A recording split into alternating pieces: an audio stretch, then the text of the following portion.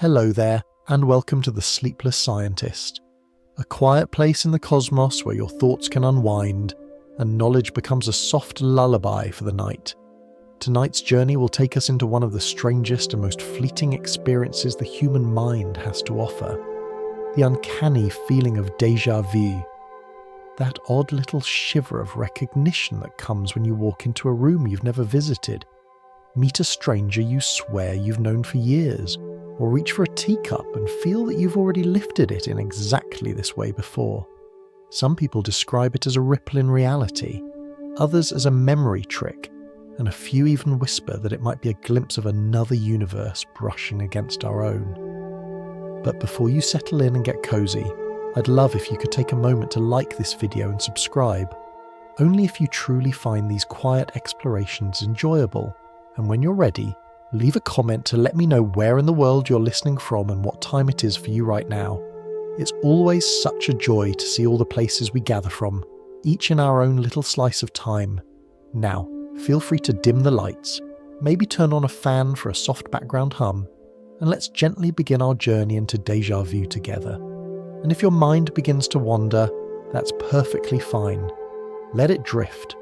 We'll still be here, quietly unfolding the story. Imagine for a moment that you're standing in your kitchen. The kettle is singing softly, a swirl of steam rising like a ghost into the cool evening air. You reach for your favourite cup, the one with a little crack in the glaze near the handle, and as you lift it you feel something strange. A rush of familiarity sweeps over you. Not just the comfort of daily routine, but something deeper, more uncanny. It feels as though you've already done this exact thing before, not just yesterday, not just 100 times across mornings and nights, but this very moment. The sound of the kettle, the warmth of the handle, the way the light falls across the countertop, it all feels eerily rehearsed. You blink, the moment passes, and the world carries on as if nothing unusual happened. That is déjà vu, a fleeting sense of recognition in the absence of a true memory. It doesn't last long, rarely more than a few seconds, and yet in those seconds the mind plays a trick so convincing that you feel suspended between two worlds, the present you're living and the echo of a past that doesn't exist. It is both ordinary and extraordinary, a crack of light in the familiar fabric of experience. For many people, déjà vu carries a quiet, emotional punch. There is often a jolt of confusion, a shiver of curiosity, sometimes even a touch of unease. It's a little like hearing your name whispered in an empty room. You can't quite explain it, but it makes you pause, attentive and alert. Psychologists note that déjà vu often comes with a paradoxical mix of certainty and doubt. You feel certain you've lived the moment, but simultaneously you know you cannot have. This tension between conviction and contradiction makes the phenomenon so gripping, even though it vanishes almost as quickly as it arrives. Think of a time it may have happened to you. Perhaps you were travelling in a city far from home. You turned a corner onto a narrow street, and the scent of bread drifting from a bakery, the sound of footsteps echoing between the walls, the way the shadows fell across the cobblestones. Suddenly it all felt like the recollection of a dream you'd half forgotten. Or maybe you sat down at a meeting, shuffled your notes, and looked up to see a colleague smiling at you in a way that seemed scripted from another lifetime. These are the flickers in the ordinary, the tiny moments that feel out of joint, like a skipped frame in a film reel. And yet, as strange as they are, déjà vu experiences are remarkably common. Surveys suggest that most people will experience at least one such moment in their lives, and many will experience them multiple times, especially in youth. The frequency tends to peak between the teenage years and the mid-20s, when memory circuits are sharp, emotions vivid, and the world is still filled with first-time encounters. Later in life, déjà vu tends to occur less often, though it never fully disappears. Like a shadow at the edge of vision, it remains possible at any moment. Why might this be?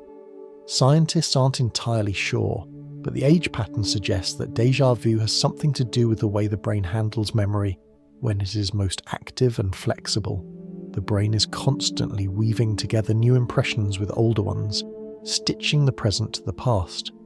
Sometimes the stitching is so quick, so delicate, that it creates an illusion of repetition. The sensation is as if the needle skipped and made a loop, 2 stitches overlapping where there should be one. But before we get to science, it's worth staying a little longer with the feeling itself. Déjà vu is compelling not only because it puzzles researchers, but because it touches each of us in a personal way. For some, it is almost spiritual, a reminder of mysteries beyond the reach of rational explanation. For others, it is playful, an odd hiccup in perception to be laughed off. And for a few, it is unsettling, as if reality itself had momentarily shifted beneath their feet. If you've ever felt that quickening of the heart, that sharpened breath when déjà vu arrives, you'll know it isn't just an abstract concept. It is lived in the body as much as in the mind. The pulse races, the skin tingles, the eyes widen as though trying to capture the familiarity before it slips away. Then, almost cruelly, the sensation fades, leaving only a trace, like the fading scent of perfume in an empty room. Writers and artists have long been captivated by this fragility. In literature, déjà vu often appears as a doorway between worlds, a sign that the character has stumbled upon something fated or hidden. In film, it is used as a cue to signal that reality may not be what it seems. In everyday life, it is more modest, a fleeting whisper, a gentle tug on the sleeve of consciousness. As you lie here now, perhaps beginning to feel your breath slow, think of déjà vu as a companion of sorts. It doesn't demand long explanations. It doesn't linger. It visits briefly, reminds you that the mind is capable of strange wonders, and then moves on. Like a bird crossing the sky in a single beat of its wings, it passes quickly, but leaves you aware that the sky is larger than you thought. And so, we begin our exploration. We've touched the surface, the feeling itself, the strangeness, the emotional ripple it creates. In the sessions to come, we'll slip more deeply into the questions. What might cause this sensation? What science suggests? What speculation dares to imagine? And why it matters that such a small flicker of familiarity has followed humanity through centuries of thought and story. But for now, let's simply rest with the mystery itself. Déjà vu, that uncanny recognition that turns the ordinary into the extraordinary for just a heartbeat. When we speak of déjà vu, it is easy to think only of the strangeness of the moment, the sharp intake of breath, the sense that reality has doubled back on itself. But if we linger with it a little longer, we find that déjà vu is not a single sensation, but a bundle of intertwined feelings. It is a delicate braid of recognition, uncertainty and wonder, all woven together in the space of a heartbeat.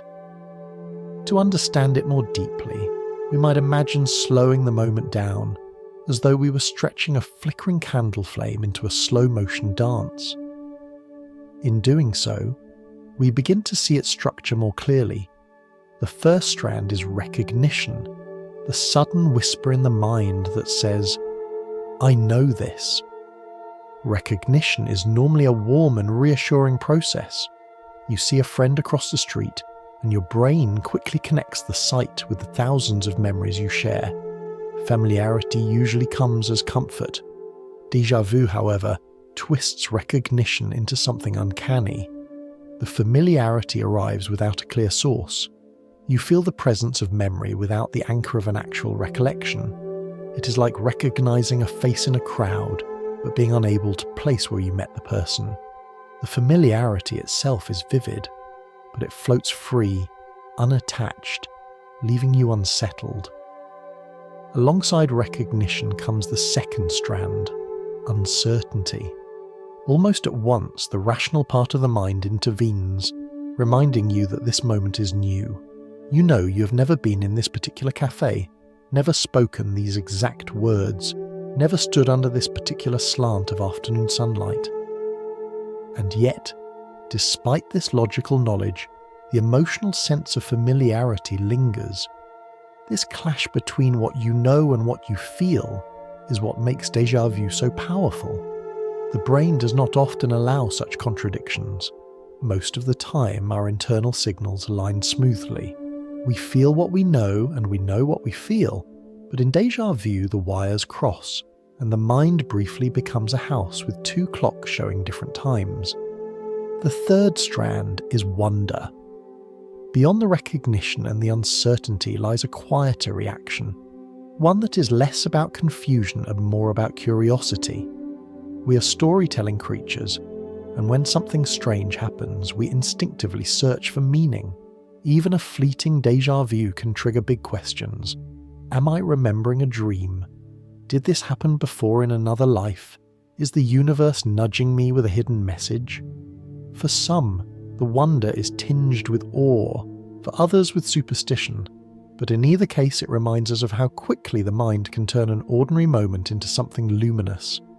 A sip of tea, a step into a hallway, a stranger's laugh, all can become the stage for an existential pause. Scientists who study déjà vu often remark on its emotional impact, even though it lasts only seconds. One researcher compared it to walking on stable ground and suddenly feeling as if the floor has shifted beneath your feet. Not enough to knock you over, but enough to leave you alert and slightly off balance. The body responds in subtle ways: a racing pulse, a sharpened focus, sometimes even a brief dizziness. Déjà vu is not only a trick of memory, but a ripple through the whole sensory system. Your skin prickles, your ears tune in, your eyes widen, as though the body is trying to prepare for something it cannot name. There is also a time dimension to the feeling. Déjà vu compresses past and present into a single point. It is as if two rivers, the current moment and an imagined memory, suddenly flow together, creating a whirlpool of experience. Some philosophers have described it as a fracture in the linear arrow of time, a place where the mind refuses to accept the distinction between before and now. You know this can't be true in a literal sense. You haven't stepped back in time, but the sensation is convincing enough to momentarily blur your experience of chronology. Everyday examples help anchor this slippery concept. Imagine travelling to a new city. You wander into a park, and though the benches and trees are unfamiliar, the arrangement of light, the sound of children laughing, the scent of cut grass, somehow it all strikes you as a memory. You pause, trying to identify the source, but none appears.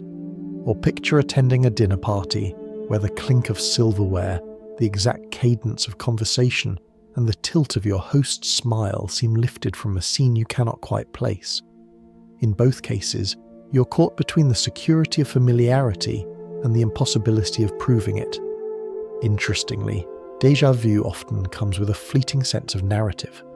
Many people report feeling not only that the moment is familiar, but that they know what will happen next. You might think, the phone is about to ring, or she will reach for her glass, and when it happens, the sensation intensifies. Of course, this predictive feeling is usually just a trick of attention. Your brain, already convinced that the moment is familiar, primes itself to expect certain outcomes, and when they occur, as ordinary events often do, the illusion of foresight feels confirmed. Still, the impression of knowing the next beat adds to the uncanny weight of déjà vu, making it feel less like a memory and more like a brief slip into another script. From a psychological perspective, this complex weave of recognition, uncertainty, wonder, and prediction explains why déjà vu fascinates both laypeople and scientists. It is not merely a glitch, it is an experience that tugs at fundamental questions about memory, time, and identity. Why does the brain produce such a sensation at all? What purpose, if any, might it serve? And why does it feel so emotionally charged when compared to other small errors of memory? As we continue, science will offer some possible answers, but even before we turn to brain circuits and misfired signals, there is value in simply noticing the anatomy of the feeling itself. The next time you experience déjà vu, you might pause, just for a breath, to observe the strands. The warmth of recognition without memory, the tug of uncertainty, the bloom of wonder, the whisper of prediction. Together they create a moment that feels larger than its brief duration, a small reminder that the mind is not always a perfect mirror of reality, but something more fluid, more mysterious.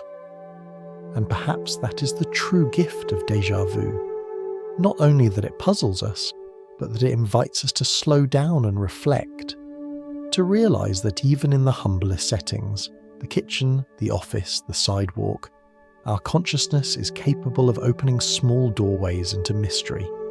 We may not be able to hold on to them for long, but the echo they leave behind can stay with us, a gentle reminder that the world is always a little more layered than it appears.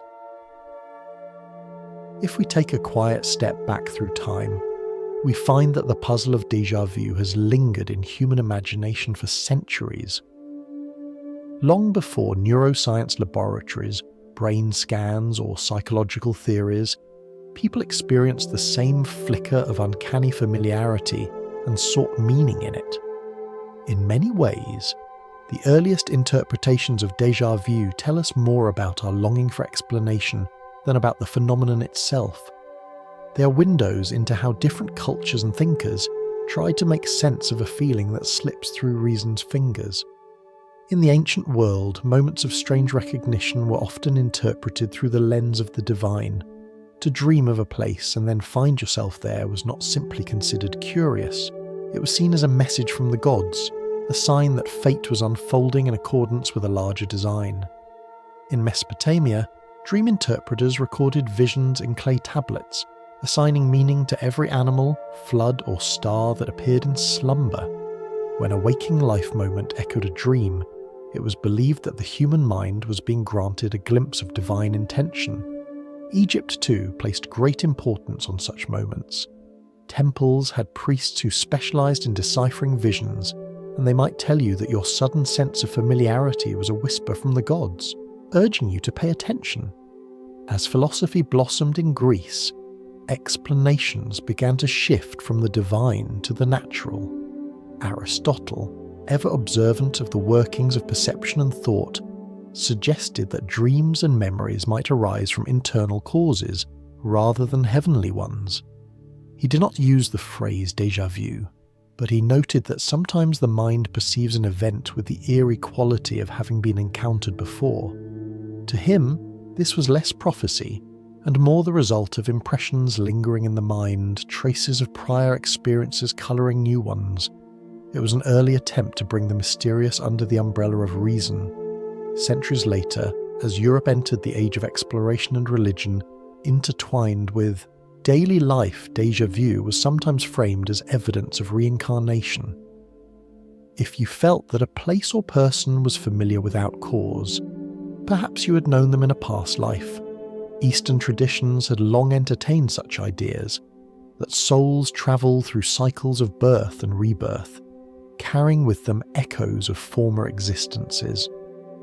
In this view, déjà vu was not a glitch, but a memory carried across lifetimes, a brief window into the continuity of the soul.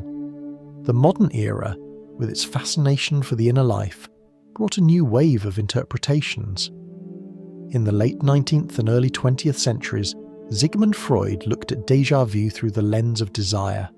He speculated that the feeling might represent the resurfacing of repressed wishes, tangled memories rising into awareness disguised as familiarity. Though many of Freud's ideas have been critiqued and reshaped, his suggestion that déjà vu had roots in hidden mental processes resonated with the fascination of his age. The belief that the unconscious mind was brimming with secrets waiting to be uncovered. Carl Jung, once Freud's collaborator and later his philosophical opposite, offered his own interpretation. Jung's world was peopled with archetypes, universal images and symbols that he believed formed the collective unconscious shared across humanity. For Jung, déjà vu could be a moment when individual experience brushed against these deeper archetypes, when a personal event resonated with something far older and broader than the self. The familiarity you feel, he might say, is not only your own but part of humanity's shared memory. In this way, a fleeting sense of recognition connected you not just to yourself, but to all who had lived before. What is striking about these early interpretations is not their precision, but their poetry. Whether the gods whispering through dreams, past lives echoing through time, Freud's repressed desires, or Jung's universal archetypes, each explanation reflects humanity's refusal to dismiss the strange. Déjà vu demanded story. And so, story was given, in myth, in philosophy, in psychology. Even outside the circles of philosophers and psychologists, ordinary people often found meaning in déjà vu. A farmer walking a field and suddenly convinced he had ploughed this row before might wonder if destiny was repeating itself. A sailor at sea staring into the horizon and feeling he had already lived this moment might interpret it as a sign of good or ill fortune. Writers used it to spark imagination.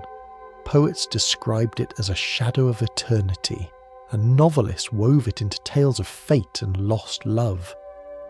By the time scientific psychology emerged in the 19th century, the phenomenon had already been woven into folklore, literature, and speculation. Researchers began collecting personal accounts, hoping to catalogue the sensation more rigorously. The term déjà vu, French for already seen, was popularised in this period when French scholars of memory began studying the experience. Its naming did not solve the mystery, but it gave a shape to the discussion. To name something is to acknowledge its place in the human experience. And so, from divine messages to philosophical musings, from reincarnation to psychoanalysis, déjà vu has worn many costumes. What they all share is the attempt to frame a moment of mystery in a way that fits the worldview of the time. In each age, the explanations reveal less about the phenomenon itself and more about the lens through which people viewed the mind and the cosmos. The ancients sought signs of gods, philosophers sought logic, mystics sought continuity of the soul, and psychologists sought the hidden corners of the mind. As you reflect on your own experiences of déjà vu, you may find echoes of these interpretations. Perhaps you have felt that a moment of familiarity carried a spiritual quality, a sense of destiny. Or perhaps you've dismissed it as a mental trick but marvelled nonetheless at its persistence. Either way, you're participating in a long lineage of wonder. Humanity has always been pulled toward these moments, weaving them into stories that comfort, unsettle, or inspire. Tonight, as you listen, the importance is not in deciding which interpretation is right, but in appreciating that the phenomenon itself is rich enough to have inspired so many. Déjà vu is not easily captured, and perhaps that is part of its power. Its resistance to simple explanation leaves space for imagination, for philosophy, for science, and for poetry to meet. In the sessions ahead, we will turn more closely to science, to the delicate mechanisms of memory and perception that may underlie the experience. But before stepping into the laboratory, it is worth carrying these historical echoes with us, for they remind us that even as our explanations change, our fascination remains constant. Déjà vu is a flicker of familiarity that has followed humanity across millennia, and it continues to invite us to wonder. As centuries of speculation gave way to the quiet hum of modern science, researchers began to ask a simple but profound question. If déjà vu feels so real, what is happening inside the brain when it unfolds? To explore this, they turned not to temples or philosophy, but to the delicate architecture of the nervous system. And what they found suggested that déjà vu is less a cosmic mystery, at least in its mechanics, and more a moment when the brain itself is caught slightly off guard. Imagine for a moment that your mind is a grand house filled with many rooms. In one chamber, sights are processed. In another, sounds are arranged. In yet another, memories are catalogued. Normally, the doors between these rooms open and close with perfect rhythm. Information passes along smooth hallways, messages are filed in the right cabinets, and the household runs with quiet efficiency.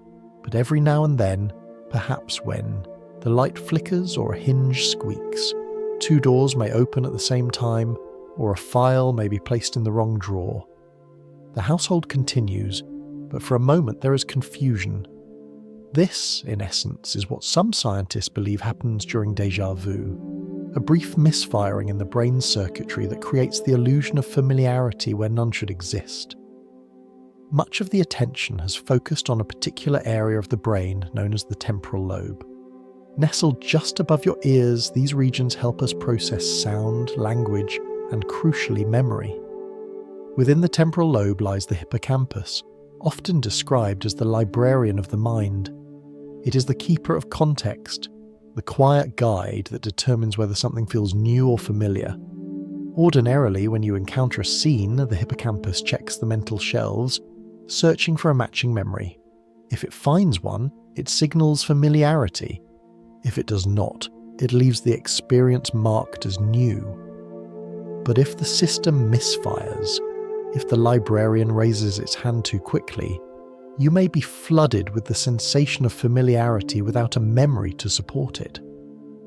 Evidence for this comes, intriguingly, from people who live with temporal lobe epilepsy. Many of them report intense bouts of déjà vu just before or during seizures. To scientists, this suggested that a small surge of activity in the temporal lobe could produce the sensation. Even in healthy brains, a miniature echo of such activity might create the same feeling, though fleeting and harmless. It is as if the electrical wiring of the brain, usually so precise, briefly sparks in an unexpected place, producing a false signal that reverberates through consciousness. This does not mean déjà vu is an illness. Quite the contrary. It happens in healthy minds all around the world. But it does suggest that the brain's normal processes of recognition and memory are delicate, and when nudged just slightly out of rhythm, they can conjure the most convincing illusions. You might think of it as a piano being played with perfect accuracy, and then, for the briefest instant, one string vibrating out of tune. The music continues, but the discordant note lingers in your awareness. What makes this explanation so striking is how it reframes déjà vu not as a supernatural occurrence, but as a reminder of the brain's complexity. We're used to thinking of memory as sturdy, like a filing cabinet that stores and retrieves information. Yet memory is more fragile, more alive than that. It is constantly rebuilding itself, piecing together fragments, filling gaps with assumptions. In most cases, this process works seamlessly. But when it falters, even slightly, we glimpse the machinery behind the curtain. Déjà vu, then, is like catching sight of the stagehands moving the scenery during a play. The story continues, but you are reminded that it is all being orchestrated behind the scenes. And yet, even with this neurological perspective, the feeling retains its mystery. Knowing that the hippocampus misfire does not make the sensation any less uncanny. In fact, for many people, the scientific explanation adds to the wonder, because it reveals how easily the mind can trick itself, how thin the line is between certainty and illusion.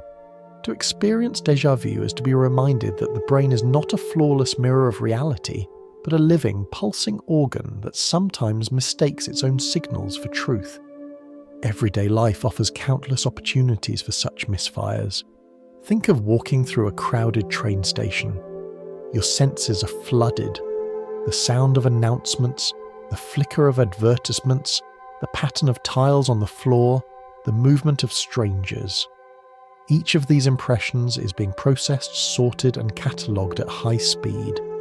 A small delay or overlap in these pathways could be enough to create déjà vu, a momentary echo that convinces you you've walked this station before in exactly this way. The sensation fades quickly, but the aftertaste lingers, like the last vibration of a bell. Scientists remain cautious in drawing conclusions. Not all déjà vu can be explained by temporal lobe activity, and not all memory glitches are the same. Still, the connection between brain activity and the feeling of familiarity provides a foundation for further exploration.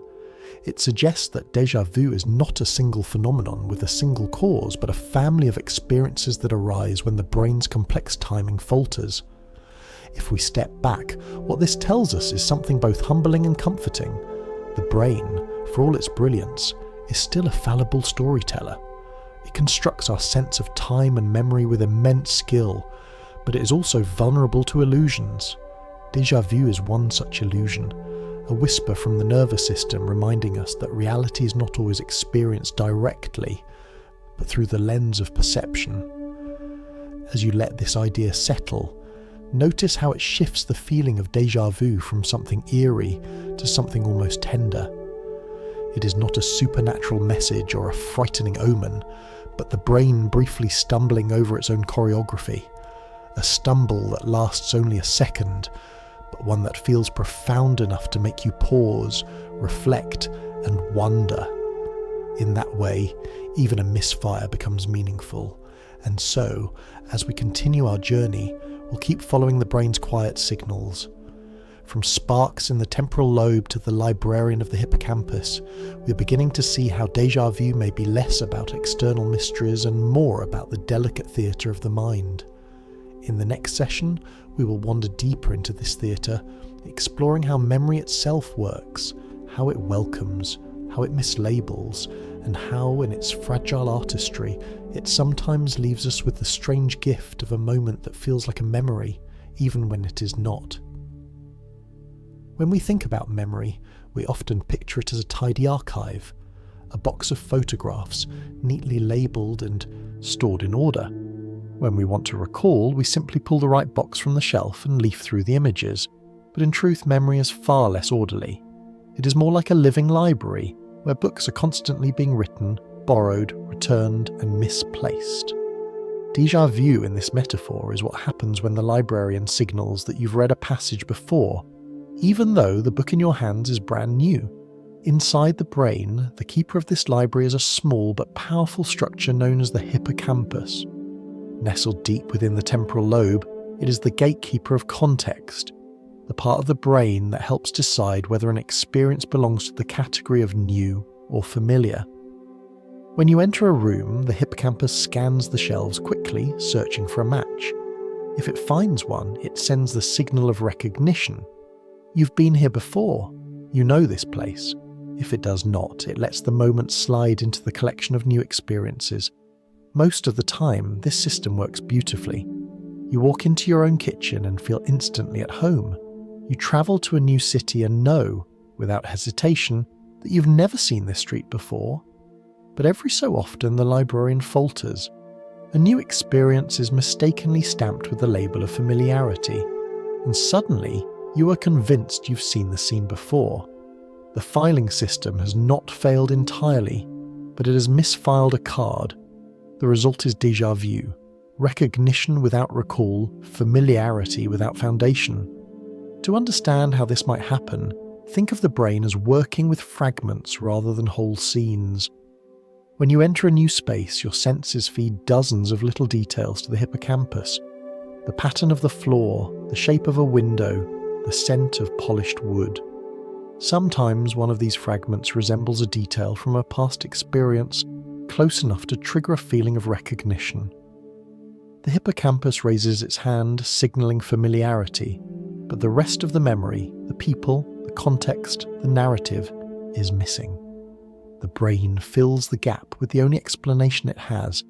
This whole moment must have happened before. It is a little like hearing the opening notes of a song and being convinced you know the tune, only to realise you cannot remember the lyrics. The recognition is real, but incomplete, and in that incompleteness lies the strange sensation of déjà vu.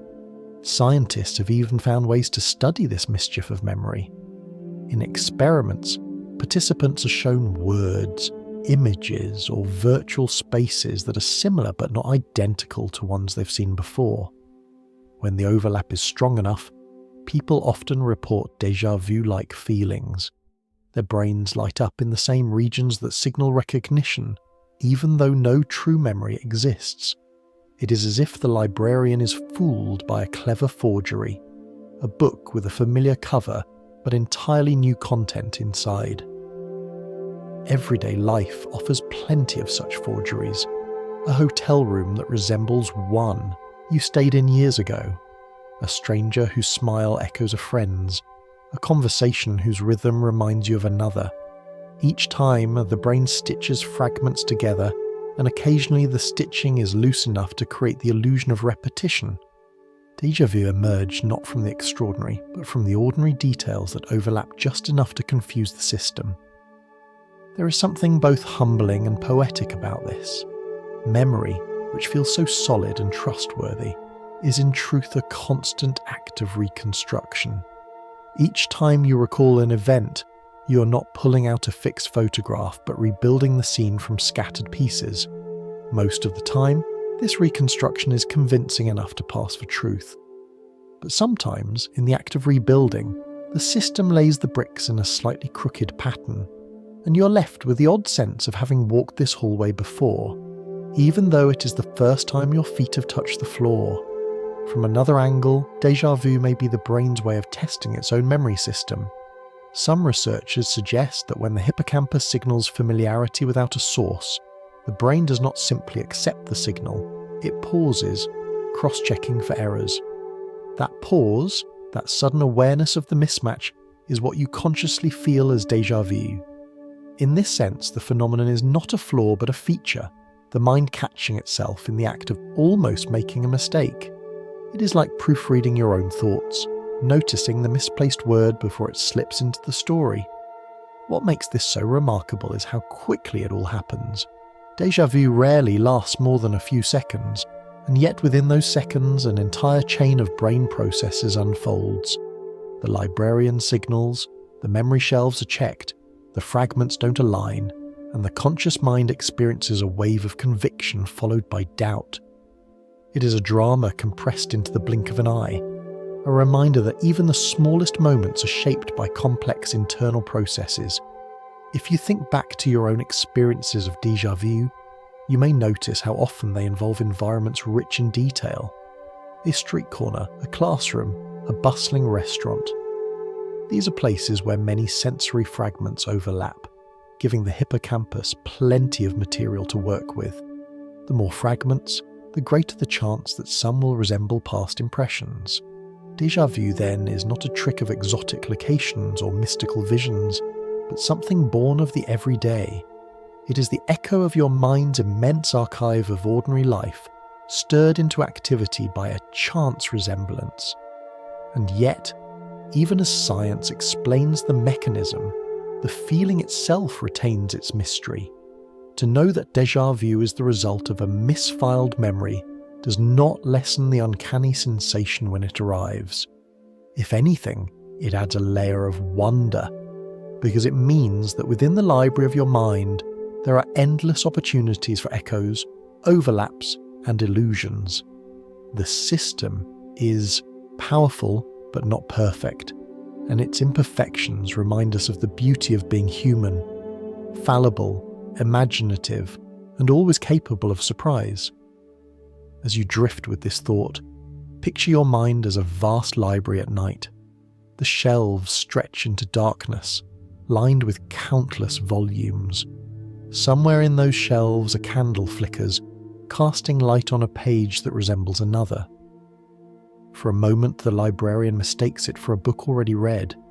The sensation washes over you, familiar, uncanny, and then the candle gutters and the moment passes. You close the book and move on, carrying only the faintest trace of recognition. That is déjà vu, the mischief of memory, the library's small mistake, transformed into an experience that feels profound. There is another way to look at déjà vu, one that has less to do with misfiled memories and more to do with timing. Imagine for a moment that your mind is a grand concert hall, and every perception, every sound, every colour, every detail of the world is a note being played by a vast orchestra. Normally, the instruments are perfectly synchronised, their rhythms aligned so precisely that the melody of experience flows seamlessly from one moment to the next. But what if, just for a second, one section of the orchestra comes in a fraction of a beat late? The music continues, but but the tiny misalignment creates an echo, a sense of doubling, as though you have already heard what is only just arriving.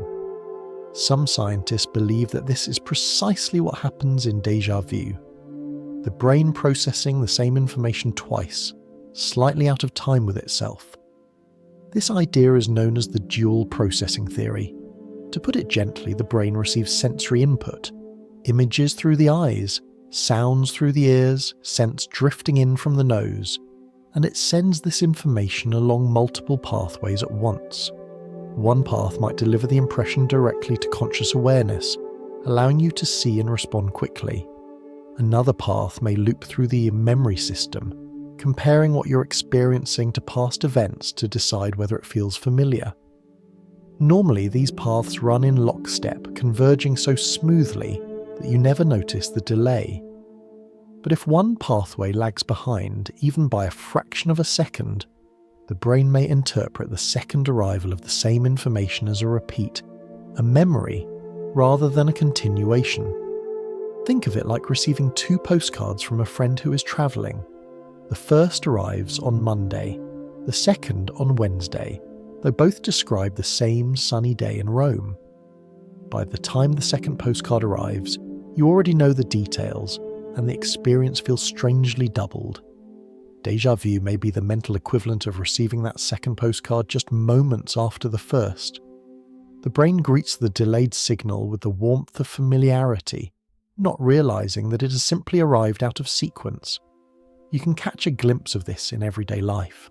Imagine you are reading a book on a lazy afternoon, and someone repeats a phrase aloud that mirrors the words your eyes have just scanned.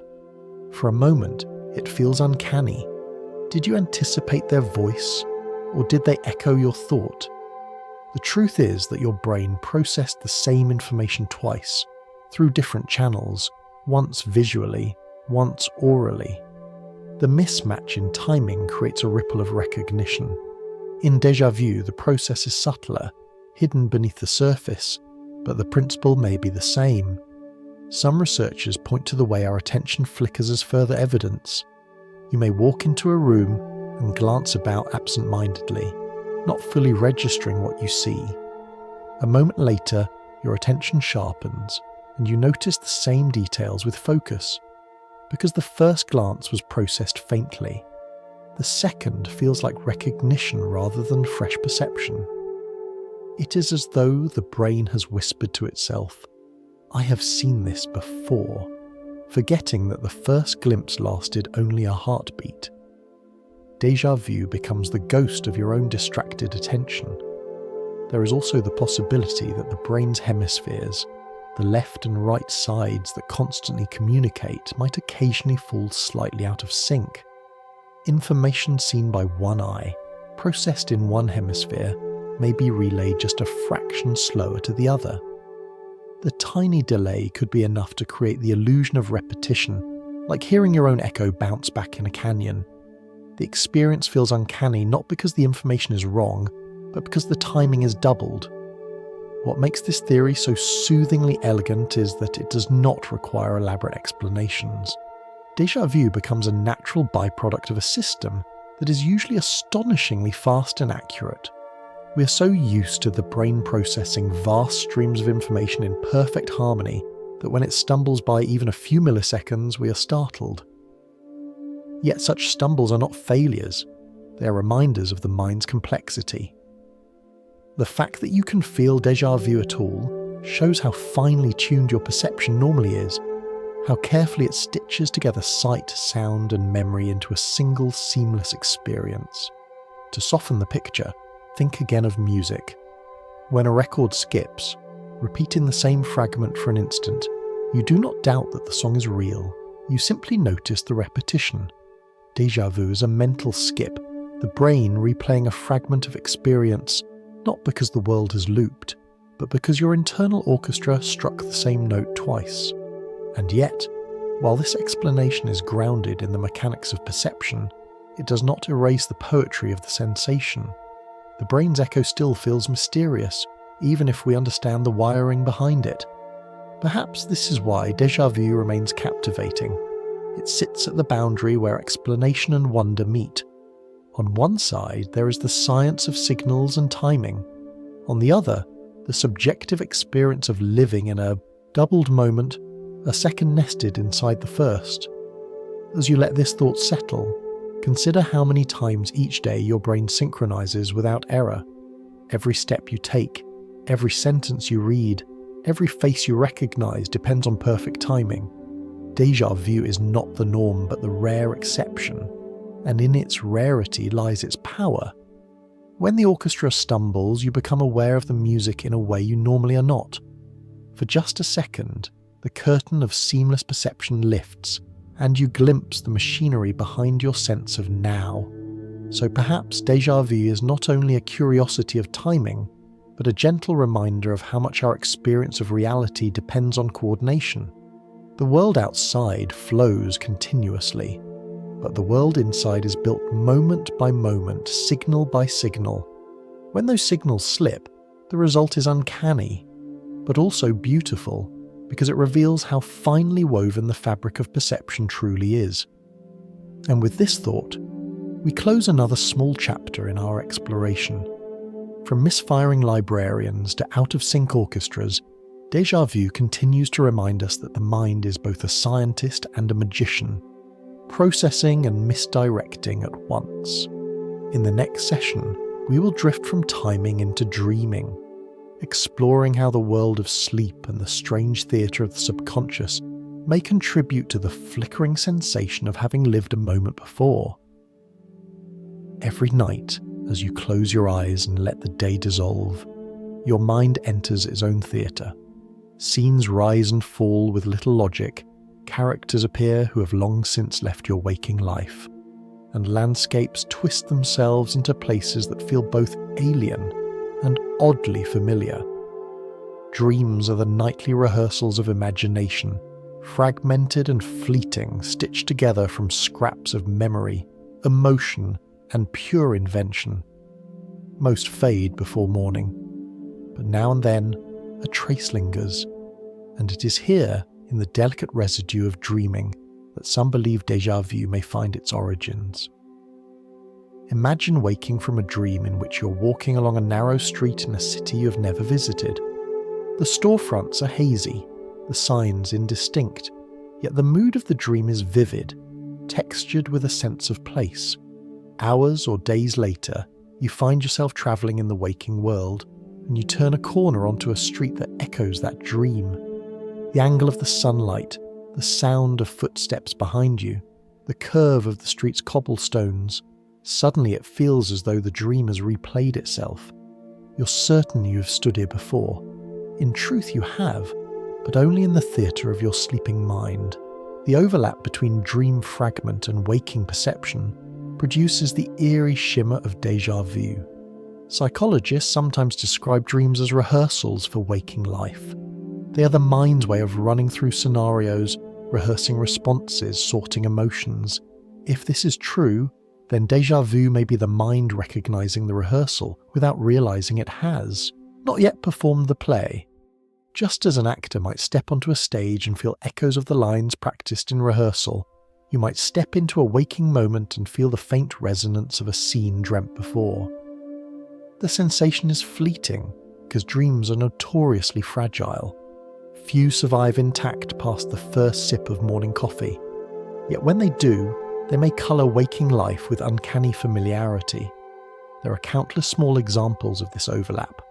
You wake with a melody in your head, certain you heard it before, but you cannot trace it to any song on the radio.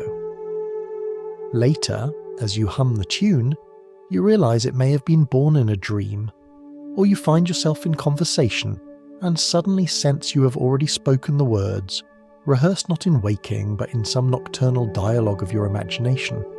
Déjà vu, in these moments, may be the afterglow of dreams, like sparks clinging to the air after a firework fades. The idea gains strength when we consider how memory works during sleep. Unlike waking memory, which involves deliberate storage and retrieval, dream memory is fragmented. The brain does not always record the dream as a coherent story. Instead, it leaves behind impressions, images, moods, tones. These impressions can be vague enough that when you encounter something similar while awake, your mind confuses the impression for a memory. The hippocampus, which usually checks whether an event has happened before, finds a loose match and signals familiarity. You feel déjà vu not because the scene has occurred, but because it resembles the shadow of a dream. Everyday life is rich with these dreamlike resemblances. A hallway in a new building feels like one from a forgotten dream. A stranger's voice carries the same cadence as a figure who once drifted across your sleeping mind. A flicker of laughter, the way the light falls across a table, the scent of rain on stone, all can awaken echoes that have no waking origin, only dream residue. Of course, not everyone remembers their dreams clearly, and not every instance of déjà vu can be traced to dream fragments. But the connection is intriguing. It reminds us that dreams and waking life are not separate worlds, but overlapping states of mind. Sleep is not the pause of consciousness, but a different mode of it, one that continues to shape the texture of our waking thoughts. Déjà vu may be the place where these two modes brush against each other, leaving us with a peculiar sense that we are living twice. The poetic quality of this explanation is hard to ignore. To think that a fleeting sensation of familiarity could be the echo of a dream suggests that our lives are threaded with more layers than we realise. Dreams, usually dismissed as nighttime entertainment or idle fantasies, may quietly sculpt the way we experience reality. They plant seeds that sprout unexpectedly in daylight, in moments when the brain whispers, "You have been here before," even though you have only rehearsed the scene in sleep. Consider how comforting this view can be. Déjà vu, instead of being a glitch or a misfire, becomes a reminder of the creative power of the mind. Each night, while you rest, your brain is writing a story, building sets, rehearsing encounters. And when a moment in waking life resembles one of these imagined rehearsals, the recognition feels real because in some sense it is real. The dream did happen, it simply unfolded in another theatre. As you reflect on this, picture your dreams as delicate sketches left on a page. In daylight, most are smudged, erased by the demands of routine. But now and then, the page beneath picks up the faint imprint of the drawing, and when you encounter it later, you recognise the trace. Déjà vu is that faint imprint, the whisper of a dream carried into the world of sunlight. And so, whether or not all déjà vu can be explained this way, the connection between dreams and déjà vu offers something gentle and wondrous. It suggests that our inner lives and outer experiences are not separate but in dialogue, that the stage of the night can prepare us in ways we do not always recognise for the stage of the day. To live with this awareness is to see déjà vu not as an error, but as a reminder of the quiet continuity between sleeping and waking, between imagination and experience, between the stories we dream and the stories we live. To understand why dreams sometimes leave their fingerprints on waking life, it helps to wander gently into the architecture of sleep itself. Sleep is often imagined as a single block of stillness, like a curtain dropping on the stage of the mind. In reality, it is more like a symphony in movements, each with its own rhythm, its own role in keeping the mind and body whole. Déjà vu may find some of its roots here, in the delicate passages between these stages, where memories are shuffled, emotions sorted, and fragments of dreams slip across the boundary into daylight. When you first begin to drift towards sleep, you enter a light stage, often marked by the curious sensation of falling or the sudden twitch of a limb. In this stage, your brain is slowing, shifting gears, but it is still close enough to waking consciousness that you may insist you are not asleep at all. This is the threshold, a liminal place where thoughts begin to blur into images and where the seeds of dreams are just beginning to sprout. From there, you sink deeper into what scientists call stage 2 sleep, a zone where the body begins to relax more fully, the heart slows, and the outside world fades into the background. Here, the brain produces small bursts of electrical activity, almost like little shields designed to block noise from the outside. A dog barking in the distance, a car passing by, your brain filters them out so that sleep may continue. This stage is less dramatic than others, but it takes up much of the night, the quiet workhorse of rest. Then comes stage 3, the deepest and most restorative sleep. In this slow wave stage, the brain produces lumbering pulses of activity that sweep across the cortex like ocean waves. The body repairs tissue, strengthens the immune system, and, in children, releases growth hormones. If someone wakes you here, you may stumble through the morning groggy, your mind sluggish and disoriented. It is the kind of sleep from which you rise reluctantly, as though pulled from the depths of a warm sea into the chill of air. And yet, as important as deep sleep is, it is not here that dreams take on their most vivid form. That role belongs to REM sleep, rapid eye movement, the stage in which the eyes flicker beneath closed lids as though following the motion of invisible actors on a stage. In REM, the brain is remarkably active, sometimes nearly as active as when awake. Yet the body is still, muscles suspended in temporary paralysis. It is a safety feature, keeping us from leaping out of bed to chase dream phantoms. In this stage, the theatre of the mind comes alive. We fly, we fall, we argue with strangers who speak in riddles, we attend classes for subjects we never studied. It is absurd and cinematic, fragmented and deeply emotional. Dreams in REM have a strange quality. They feel real while they're happening, yet they dissolve when the curtain of morning rises. The hippocampus, the same librarian that helps sort waking memories, is less active during REM, which may explain why dreams are difficult to store. Instead, the brain treats them like sketches drawn in chalk on a sidewalk, bright for a moment, then washed away with the light. And yet, sometimes, the chalk leaves a faint mark, and it is these faint marks that may reappear later as déjà vu. Imagine the brain's sleep as a vast filing cabinet being sorted overnight. Some memories are kept, some discarded, some placed in temporary folders. Dreams may be the scribbled notes left in the margins, fragments of ideas not fully filed. When you wake and encounter something similar, the brain might pull out the wrong folder, confusing the fragment with a memory. The sensation is subtle but powerful, a moment that feels lived, though the only record of it exists in a dream. Everyday life gives us glimpses of this overlap. You may step into a hallway in a building you've never visited and yet feel you have walked it before. The colour of the carpet, the way the light pools in corners. Perhaps these details resemble elements of a dream hallway, blurred but persistent in your mind. Or you may meet a new colleague and sense you have spoken with them already. The cadence of their speech, the tilt of their head, might echo some dreamed character, resurrecting the impression with enough force to trigger déjà vu. The metaphor of ink bleeding through thin paper captures this beautifully. Think of a notebook where you have written on one page with a heavy hand. When you turn the page, you see faint impressions of the writing beneath. They are not clear words, not full memories, but shadows. Dreams leave similar impressions, bleeding through into waking life.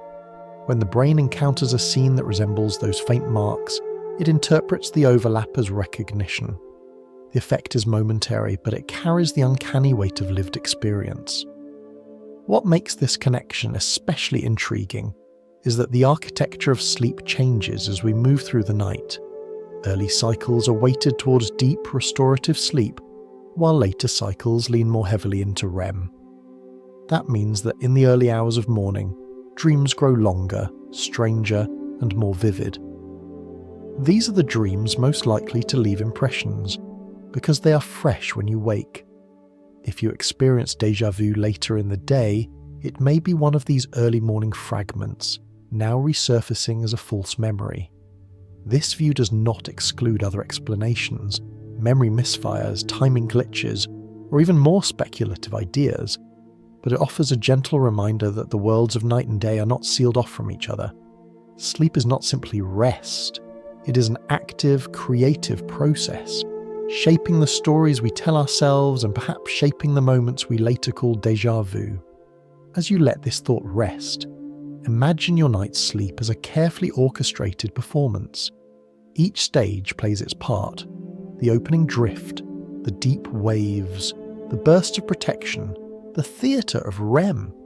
Together they compose a cycle that repeats again and again, like a lullaby played in verses. And somewhere in that lullaby, in the bleeding of ink across thin paper, a fragment is carried into daylight. When you pause on a street corner and feel you have stood there before, it may be the residue of this nocturnal symphony whispering through the pages of your memory. If you picture the mind as a grand library, then sleep is when the librarians come out to tidy the shelves. By day, the library is crowded, full of voices and new arrivals. Books are stacked haphazardly, papers spill across tables, and notes are scribbled in the margins. But by night, when the noise dies down, the librarians begin their quiet work. They decide what to keep and where to store it, what to discard, and what to simply place in a temporary box until there is time to review it again. This is memory's housekeeping, and though it usually keeps the mind in good order, it can sometimes lead to odd misfires. Déjà vu may be one of the little mistakes born in these overnight shifts. During sleep, the brain is not idle. It replays experiences from the day, consolidating some into long-term memory while allowing others to fade. If you learned something new, how to play a piece on the piano, or the face of a person you just met, the brain strengthens those connections, making them easier to recall later. If you experienced countless trivial moments, the dozens of times you glanced at your phone or walked past the same streetlight, those impressions may be swept aside, their shelf space cleared for something more important. It is an elegant process, like a librarian deciding which books deserve a permanent place in the collection and which can be returned to storage. But like any system, it is not flawless. Sometimes, in the act of sorting, the brain cross-indexes incorrectly. A memory fragment may be linked with the wrong category, a face may be paired with the wrong place, or an impression may be tucked into a file that does not belong to it.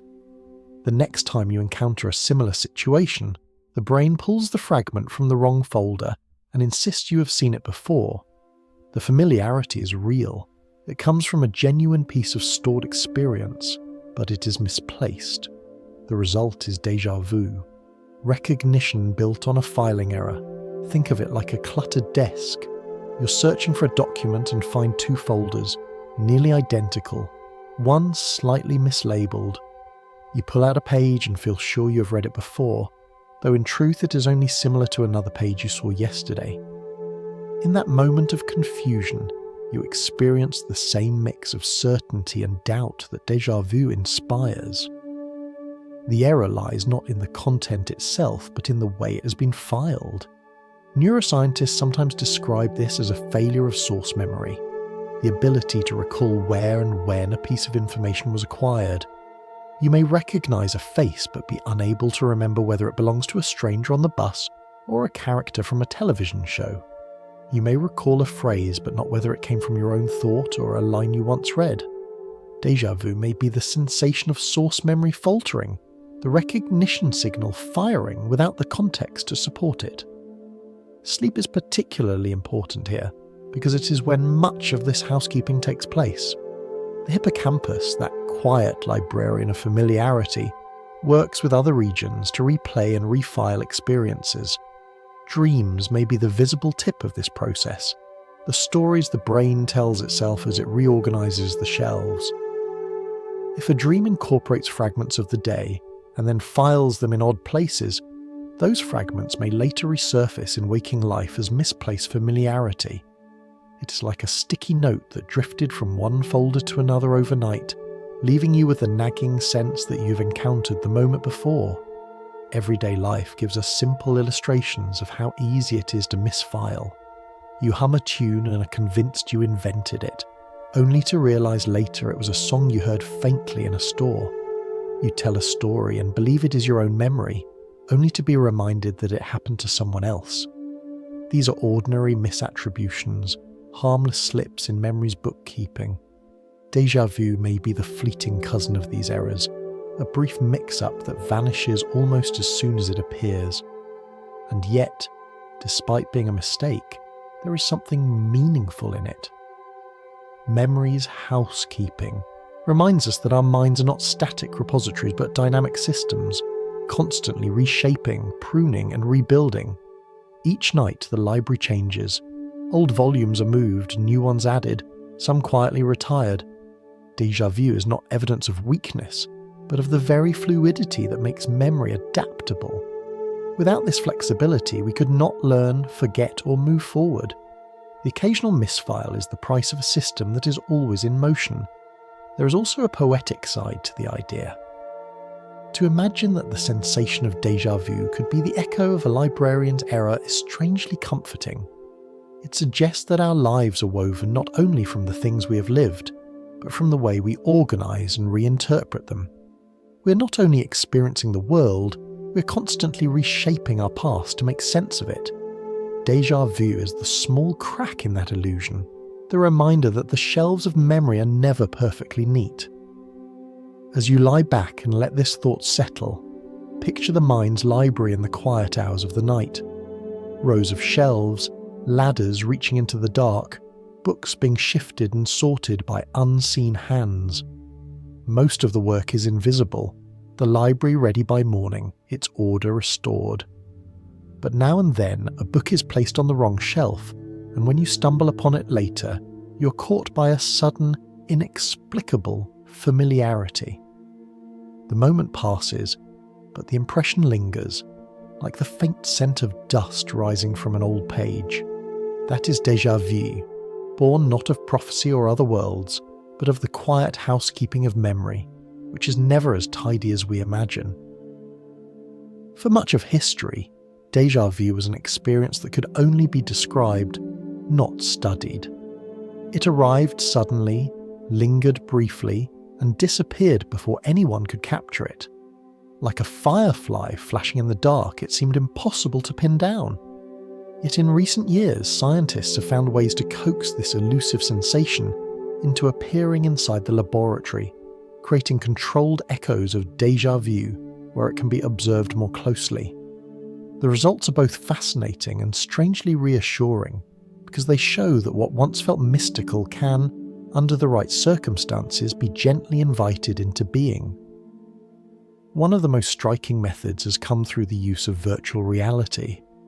Researchers built computer-generated environments, rooms, hallways, courtyards that participants could walk through. Some of these spaces were designed with nearly identical layouts, while others contained subtle differences.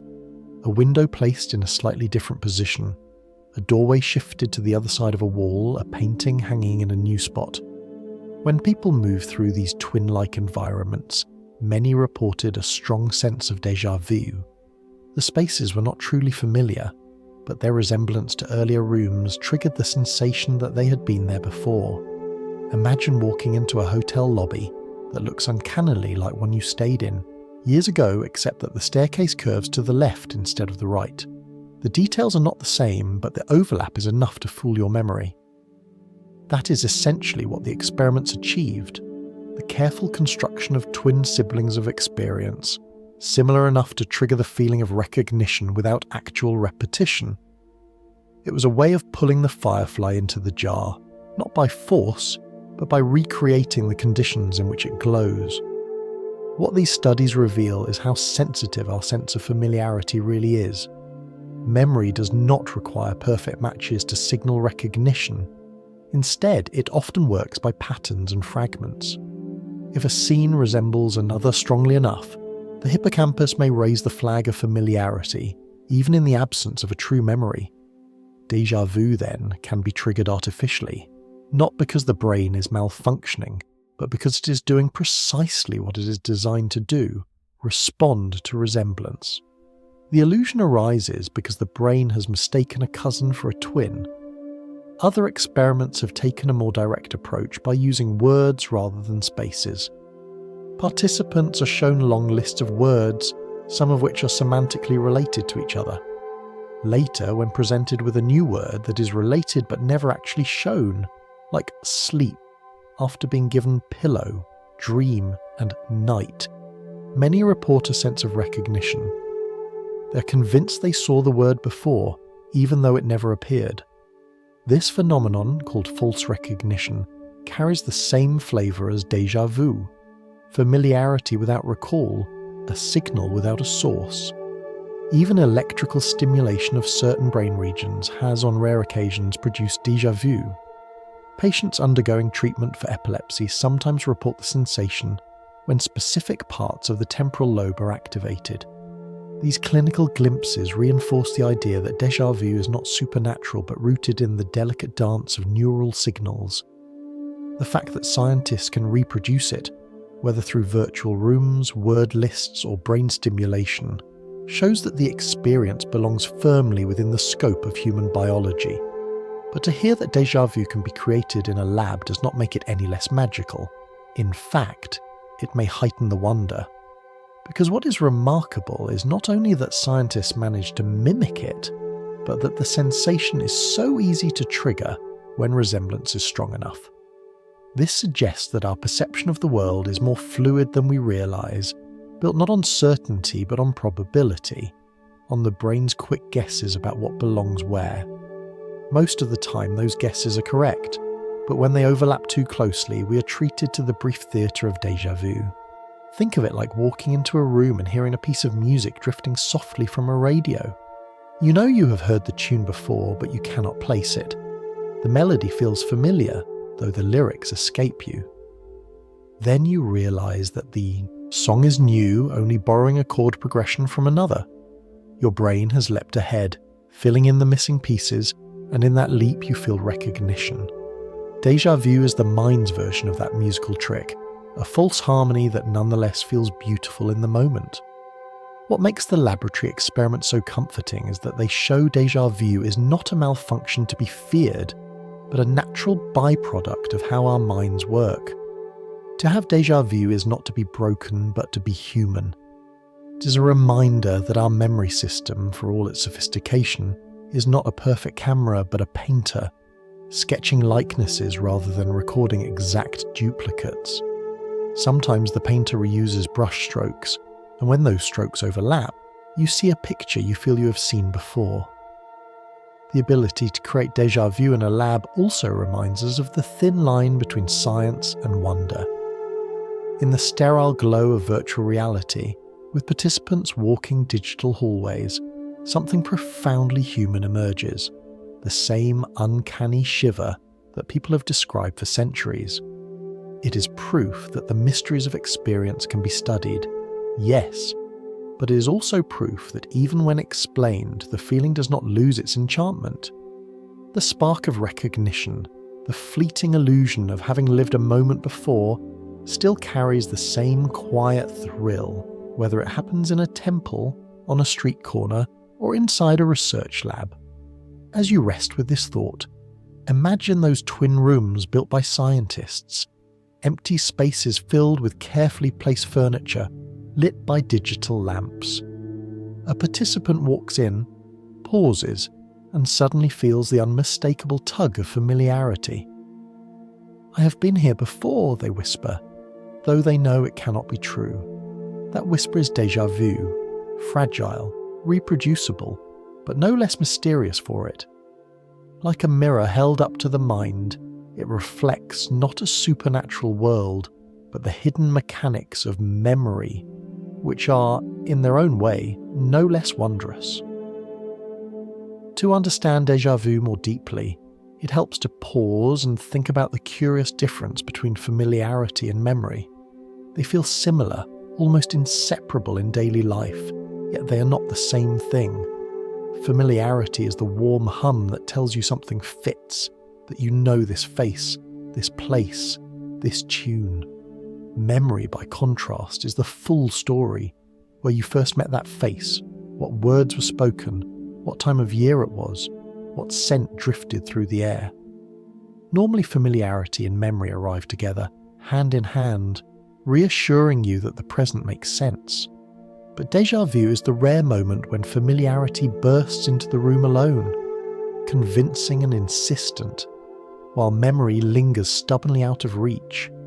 One researcher once described it as the difference between recognizing a spotlight and recognizing the play itself. In memory, the spotlight illuminates the stage, and you recall the actors, the scenery, the lines spoken. In déjà vu, the spotlight shines brightly, but the stage beneath is empty. You feel recognition, but you cannot connect it to any actual memory. The effect is disorienting, like hearing the opening chords of a song, but realizing the verses never existed. Laboratory studies have given us glimpses of how easily this divide can be revealed. In one experiment, participants were shown long lists of words. Later, they were asked to identify which words they had seen before. Alongside the real words, researchers slipped in new ones that were semantically related. People often felt sure they had seen those related words before. The brain's familiarity circuits lit up, even though the memory trace was absent. This phenomenon, called false recognition, is not identical to déjà vu, but it shares its essence, the feeling of recognition without recall. What this shows is that familiarity can be generated by fragments. A single detail, a rhythm, a shape, a meaning, can be enough to trigger the feeling of having encountered something, even if the fuller memory does not exist. It is as though the brain is content to accept a sketch instead of a full portrait. Most of the time, this is useful. It allows you to recognize a friend even if they wear a new hairstyle, or to find your way in a city even if the storefronts have changed. But in rare cases, the sketch resembles something that was never truly drawn, and you are left with the ghost of recognition. Everyday life provides countless examples. You might walk into a restaurant and feel sure you have eaten there before, only to realize you have never set foot inside. Perhaps the layout resembles another place, or the scent of spices echoes a meal from long ago. Your mind builds a bridge from fragment to familiarity, and for a brief moment, the bridge feels so solid that you're convinced it leads to memory. But when you try to cross it, you find there is no other side. This gap between familiarity and memory may be what makes déjà vu feel so unsettling. We rely on memory to anchor us in time, to reassure us that our experiences have continuity. When familiarity arrives without memory, it is like a compass spinning wildly. We know where we are, but we cannot place when or how we arrived. The ground shifts beneath our feet, if only for a second. Neuroscience suggests that different brain regions govern familiarity and recall. The hippocampus and surrounding medial temporal areas handle the detailed retrieval of memories, while the prefrontal cortex, a neighbouring structure, signals the sense of familiarity. Usually these regions work in harmony, but occasionally the prefrontal cortex may fire on its own, creating the impression of recognition without the hippocampus supplying the memory. In softer terms, it is as though the usher at the theatre waves you in, insisting the play is familiar, even though the actors never appear on stage. It is worth noting that this mismatch does not signal anything dangerous.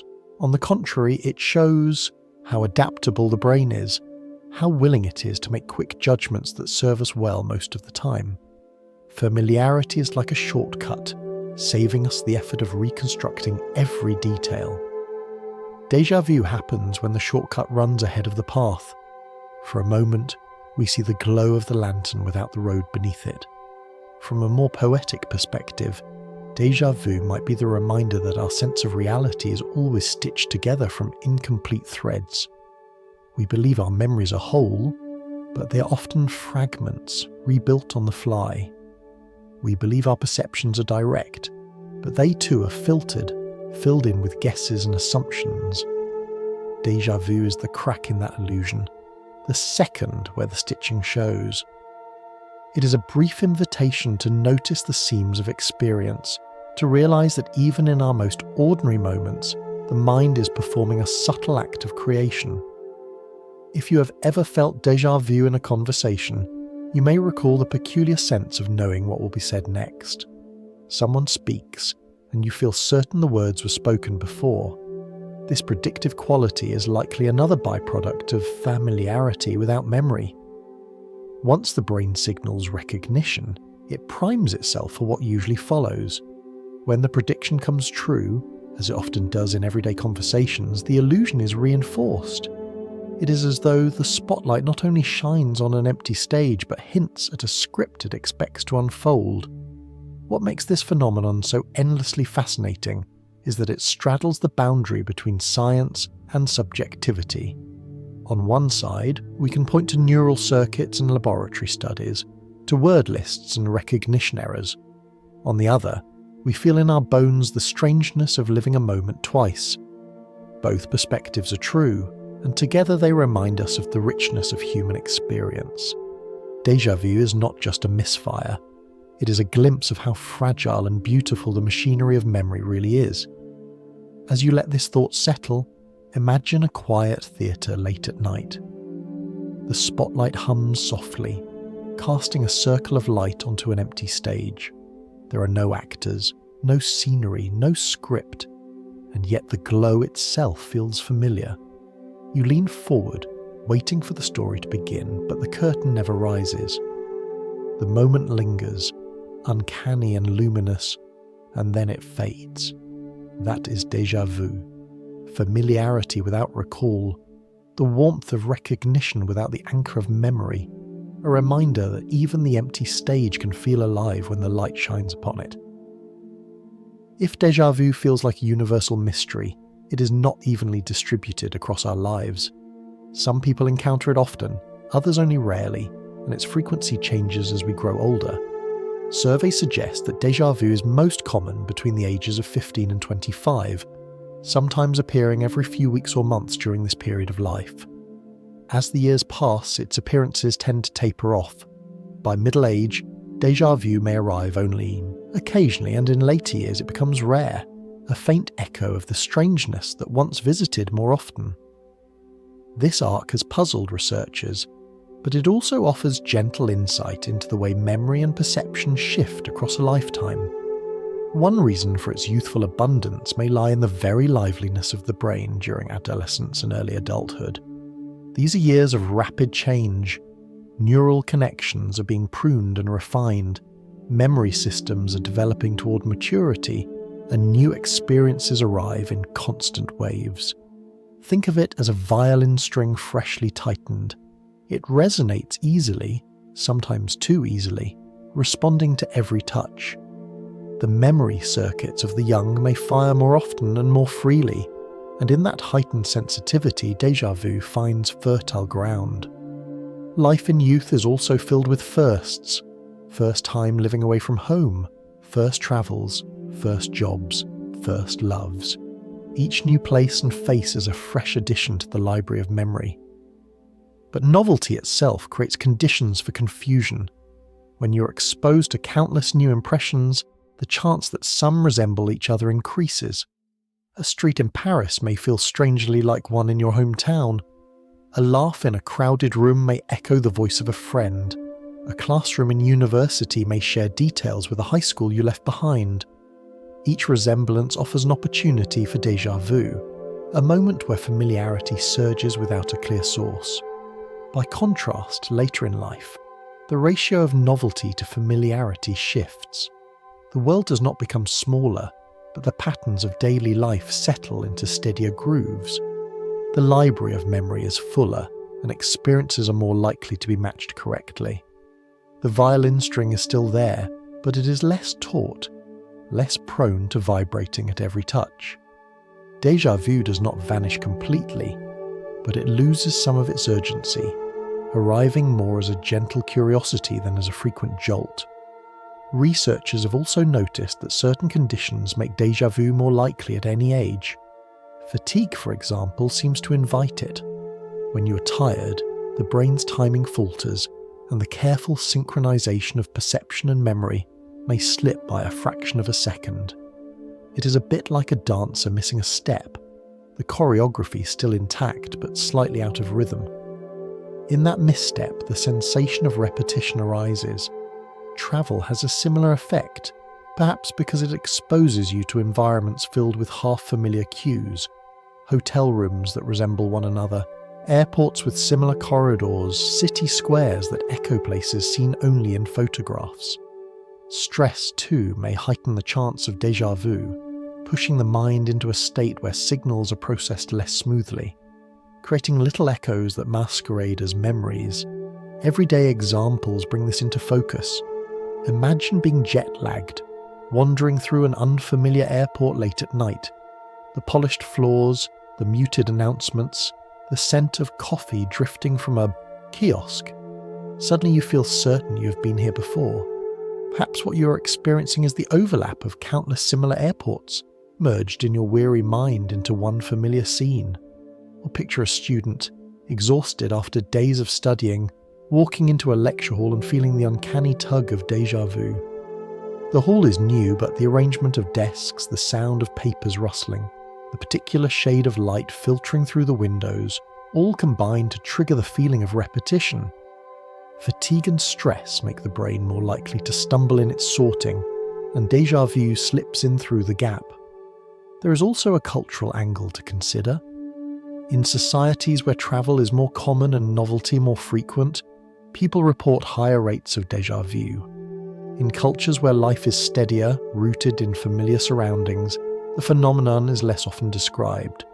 This does not mean that déjà vu belongs to one place more than another, but that it may be tuned by the rhythms of daily life. The more often we encounter novelty, the more opportunities there are for resemblance and confusion. The arc of déjà vu across a lifetime has a poetic resonance as well. In youth, when everything feels open and possible, déjà vu is common, as though the universe itself were doubling back, offering glimpses of hidden patterns. As we age, life steadies, and the phenomenon grows quieter, like a friend who visited often in the past but now only drops by once in a while. Yet its rarity makes it no less meaningful.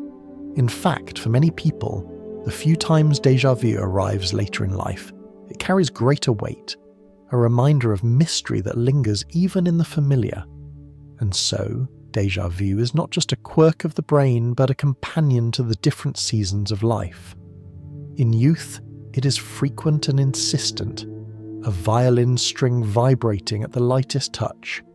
In adulthood, it is rarer but still capable of surprising us. In old age, it becomes a rare visitor, but one that reminds us of the strangeness that has always accompanied our journey. Its frequency may change, but its essence remains the same. A moment of doubled time, a flicker of recognition that asks us to pause and wonder. As you rest with this thought, consider how many layers of life déjà vu reflects. It tells us about the sensitivity of youthful minds, the steadiness of later years, the influence of fatigue, stress, and travel. It tells us that memory is not static but shaped by circumstance, shifting with age, context, and culture. And it tells us too that mystery does not belong only to the young, but continues quietly across a lifetime. Déjà vu is the violin string that may not always hum as loudly, but still resonates, reminding us that the music of memory has always been imperfect, and that imperfection is what makes it beautiful. For all the science, for all the careful studies of memory and brain circuits, there remains a stubborn sense that déjà vu feels too strange to be explained only as a mistake. People describe it with a kind of reverence, as though they had peeked behind the curtain of existence and caught sight of something larger than themselves. It is this quality that has given rise to what might be called the glimpse theories, the idea that déjà vu is not just a neurological hiccup, but a brief window into another layer of reality. Imagine two soap bubbles drifting close together. For most of their journey, they remain separate, their shimmering surfaces holding distinct worlds inside. But then, for the briefest instant, they touch. At the point of contact, the surface trembles, and a shimmer passes between them. Then they part again, each carrying on alone. Déjà vu, in this imagery, could be the shimmer at the point of contact between two realities, our own and another that runs parallel. The sensation of familiarity, so sharp and fleeting, would be the mind registering that brush. This idea is not new. For centuries, mystics and philosophers have spoken of moments when the veil between worlds thins. Ancient stories describe travellers stepping into landscapes that feel both familiar and foreign, as if they belong to another life. In folklore, déjà vu is sometimes seen as evidence of destiny, a sign that you are exactly where you are meant to be, replaying a scene that was written long ago. In spiritual traditions that believe in reincarnation, déjà vu is often described as a memory of a past life, surfacing unexpectedly. Whether framed as spiritual, mystical, or metaphysical, the common thread is the belief that déjà vu is a glimpse of something beyond the ordinary. Science does not confirm these interpretations, but it does not entirely banish them either. Theories of multiple universes, while speculative, are serious subjects of physics. The many worlds interpretation of quantum mechanics suggests that every choice spawns new branches of reality, countless worlds unfurling in parallel. If this is true, then perhaps déjà vu is the faint resonance of another self walking a similar path, the echo of a decision made differently somewhere else. You pause in your kitchen, lifting a teacup, and feel a surge of recognition, not because you have done it before, but because another version of you in another branch is doing it at the same instant. It may sound fanciful, yet the experience itself lends weight to the imagination. Déjà vu is uncanny precisely because it feels larger than a simple misfire. The emotional depth of it, the quickened pulse, the shiver of wonder, seems to demand an explanation more poetic than filing errors or delayed signals. It's no wonder that people are drawn to glimpse theories, because they honour the feeling rather than reduce it. They allow us to imagine that what we are experiencing is not a mistake but a gift, a reminder that the universe may hold layers beyond what we see. Everyday life can be reframed through this lens. A walk in a park becomes not only a stroll through trees and paths, but a possible overlap with another stroll, taken by another self. A conversation becomes not just words spoken in the present, but perhaps an echo of words spoken in another timeline. The sensation of déjà vu becomes a message, not of error but of connection. The shimmer of soap bubbles touching, the ripple that tells us reality may be wider than we believe. Of course, these ideas live more in philosophy and imagination than in test tubes and scans, but that too has its value. Human beings are not only seekers of fact, but also seekers of meaning. When a moment of déjà vu arrives, the brain may be sending out a false familiarity signal, but the mind interprets it as something richer. The mystery lingers because we long for stories that make sense of it, stories that place us in a larger pattern. Whether those stories speak of parallel universes, destiny, or spiritual echoes, they all reflect our desire to glimpse more than the ordinary. One of the most comforting ways to think about déjà vu through this lens is as a reassurance. If the universe is vast, if countless paths are unfolding, then the feeling of familiarity may be the soul's way of saying, you are not lost. You're in harmony, aligned with a pattern larger than you can see. It does not matter whether this is objectively true. What matters is how it feels. And what it feels like in those seconds of uncanny recognition is connection. As you let this thought settle, picture yourself walking through a quiet street at dusk. The lamplight glows softly, the air carries the scent of rain, and you feel with sudden clarity that you have been here before. Perhaps science would call it a misfire of the hippocampus, a false recognition. But perhaps it is also something else, a glimpse of another self, another time, another world brushing gently against this one. You breathe in, the shimmer fades, and you carry on, but the feeling lingers like the afterglow of starlight. That is the gift of the glimpse theories. Not proof, but possibility. Not certainty, but wonder. If déjà vu can be imagined as a glimpse, then the natural question is, a glimpse of what? For many, the answer lies in the vast speculative idea of the multiverse, a concept drawn not from mysticism but from physics, though it has inspired both. The multiverse is the suggestion that our universe, with all its galaxies and laws and histories, may not be alone. Instead, it may be one of many, perhaps infinitely many, each unfolding alongside ours, each carrying its own version of reality.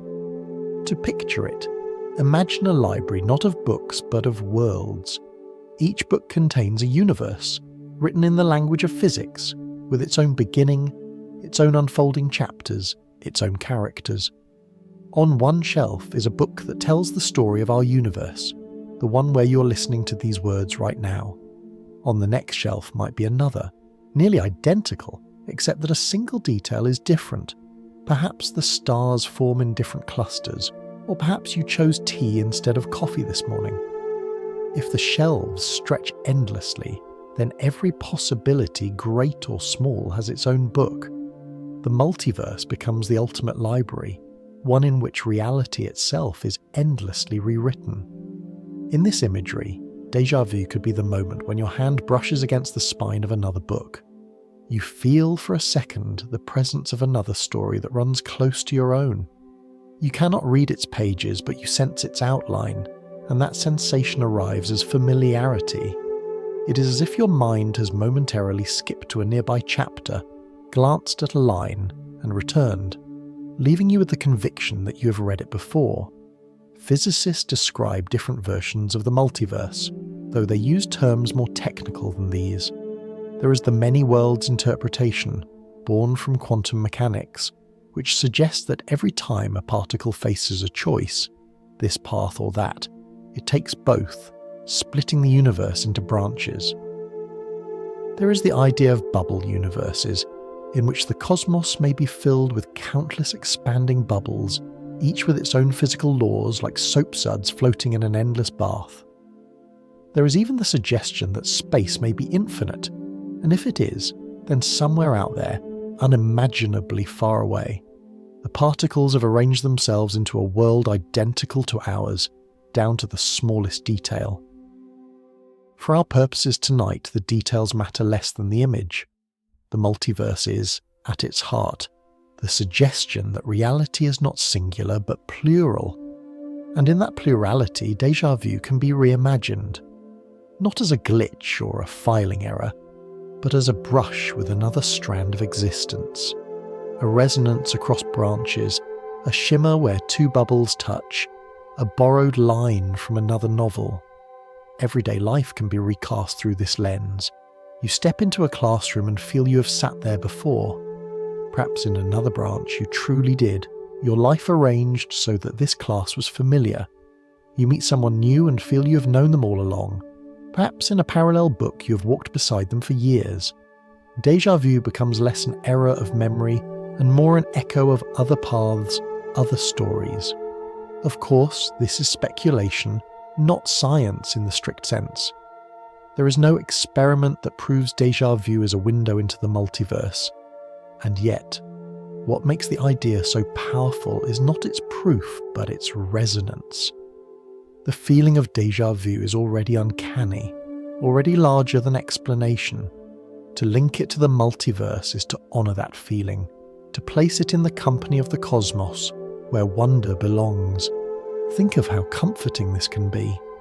In the vastness of the universe, we often feel small, our lives reduced to a fleeting spark against the backdrop of stars.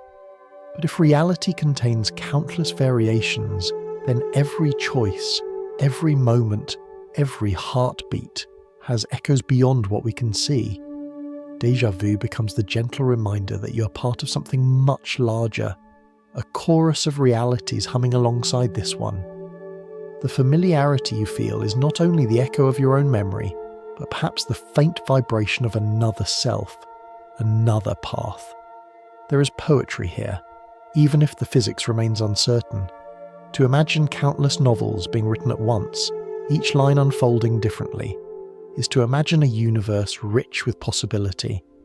And to feel déjà vu is to imagine that you have stumbled upon a line from one of those parallel stories, a line that feels so familiar because somewhere, in another telling, you have already read it. The words resonate across worlds, leaving you with the shiver of recognition. As you rest with this thought, Picture yourself standing before an endless row of shelves, each holding a book that tells a different version of reality. You reach out, run your finger along the spines, and for a moment feel the weight of another story, one almost like your own. You do not open the book, but you sense its presence, and the sensation of déjà vu washes over you. It lasts only a second, but it leaves behind the whisper that reality may be wider, stranger, and more wondrous than you imagined. When we step back from the shimmer of speculation, we find ourselves once again on the steady ground of science. Neuroscience tells us that déjà vu arises from memory systems, from the delicate choreography of signals in the temporal lobe, from fragments misfiled and pathways briefly out of sync. Physics tells us that while the multiverse is a captivating idea, it remains untested, beyond the reach of experiment, and yet, even in its cautious voice, science does not close the door entirely. It may not prove that déjà vu is a glimpse into another world, but it does not insist that wonder be dismissed. Instead, it leaves a quiet space where curiosity can rest, like a lamp glowing in the corner of a room. Think of walking down a hallway lined with doors. Some are wide open, revealing tidy rooms where everything has been measured and explained. Others are locked, their contents unknown. Science allows us to step confidently into the open rooms, but it does not deny that the locked ones exist. When we experience déjà vu, we may be standing in front of one of those closed doors. We cannot open it, not yet, but we can pause and wonder what lies behind it. The locked door is not a failure, it is an invitation. This is one of the quiet strengths of science. It does not claim to have the final word. It recognizes its limits. For now, the evidence leans toward memory glitches, neural sparks, misfiled impressions. But beyond that, the field remains open to new findings, new perspectives. Perhaps future research will uncover more about how memory interacts with dreaming, or how the timing of signals creates illusions. Perhaps advances in physics will give us clearer models of parallel realities. For now, déjà vu sits at the crossroads of what we know and what we wonder, a phenomenon explained in part but not in whole. Everyday life reflects this balance. When you light a candle in a dark room, you can see clearly within the circle of its glow.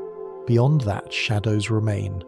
The candle does not banish the darkness, but it allows you to move through it with steadiness. Science is the candle, illuminating much, but not everything. Déjà vu belongs to the shadows at the edge, partly lit, partly mysterious. The light shows us the outlines, but the depths remain hidden. Some might find this frustrating, wishing for absolute answers, but there is a kind of peace in it too. To know that not every experience is fully mapped is to be reminded that the universe still holds secrets. And secrets, even small ones, give life its texture. If déjà vu were explained completely, if every detail were pinned down, would it lose some of its magic? Perhaps. There is value in leaving space for awe, in admitting that a phenomenon as fleeting as déjà vu resists full capture. Scientists themselves often speak this way. They may describe the hippocampus and the progenital cortex, the firing of neurons and the shaping of familiarity, but they also admit the strangeness of it all.